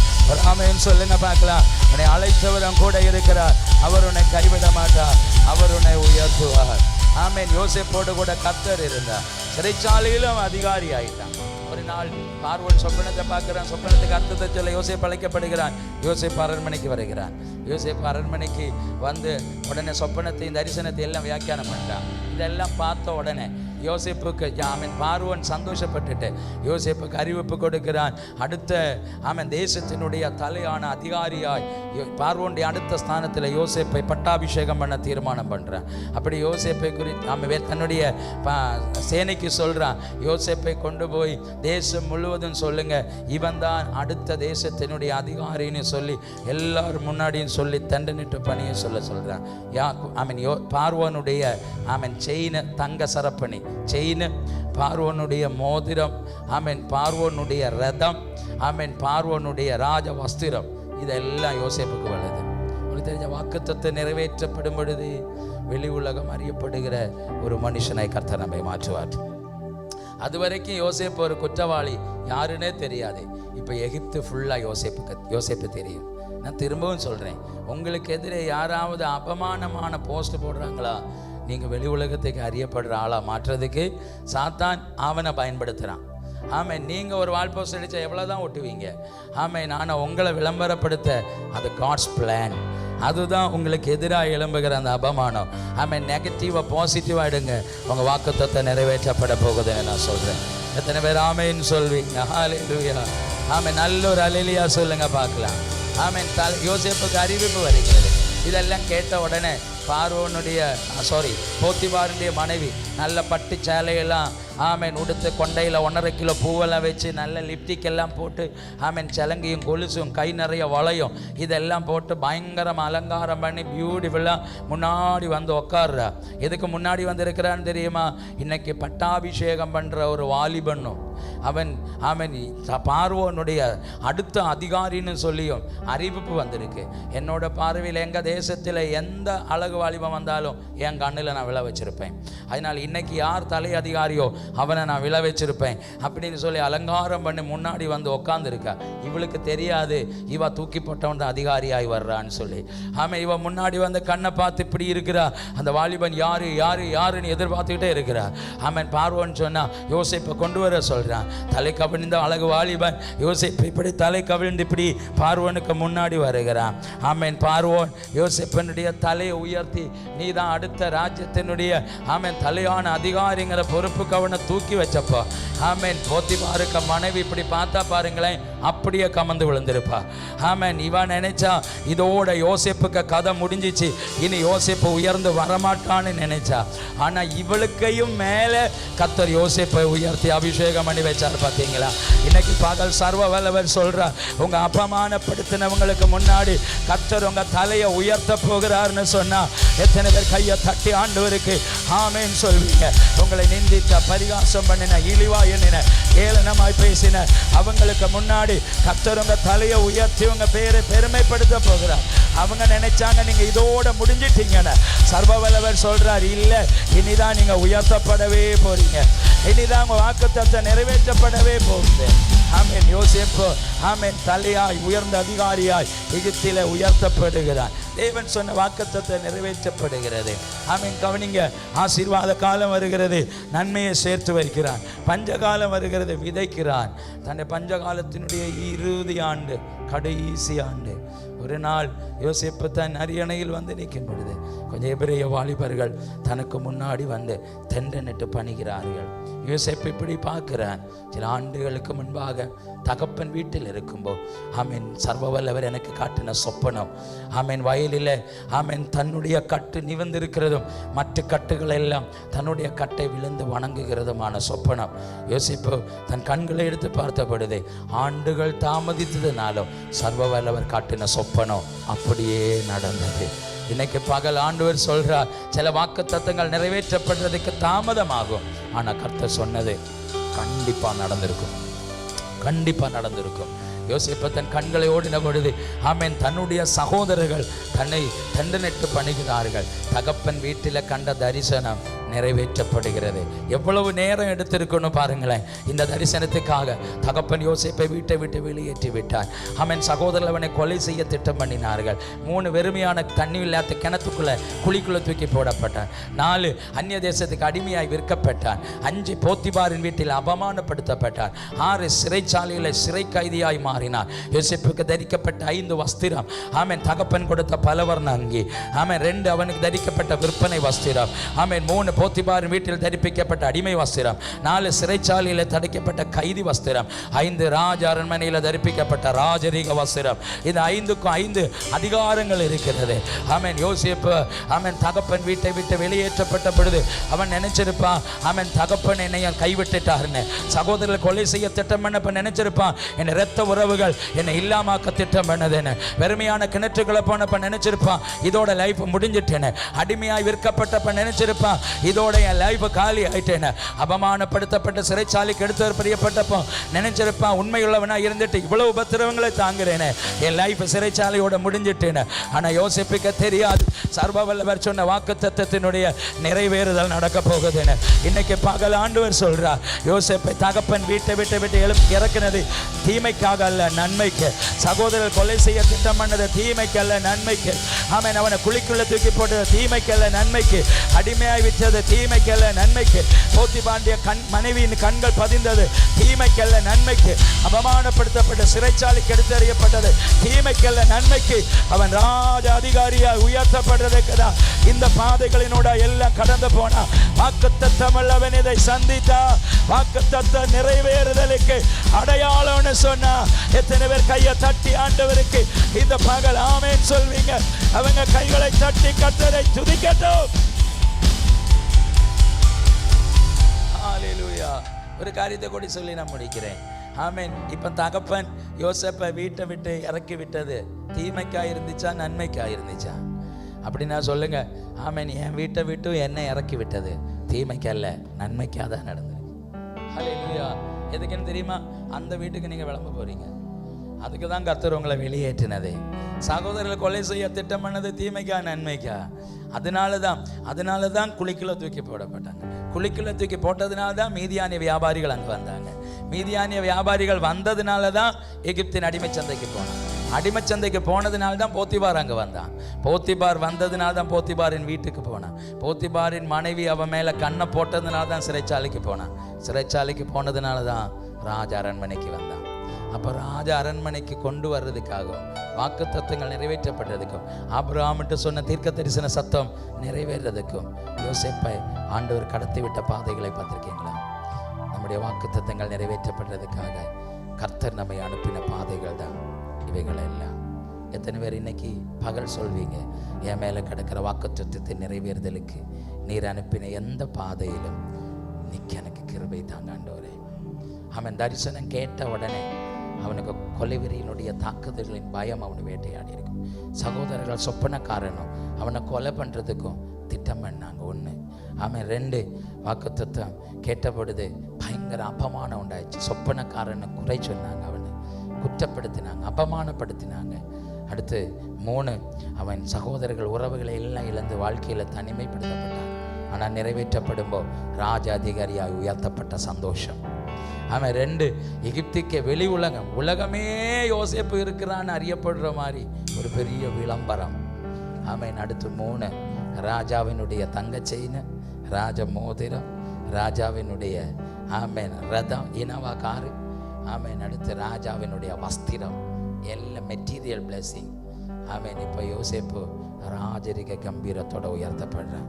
நான் சொல்ற வாக்குத்தத்தம் உள்ளவன் கிரைய கொடுத்தா கண்டிப்பாக உயர்த்தப்பட்டிருப்பான்.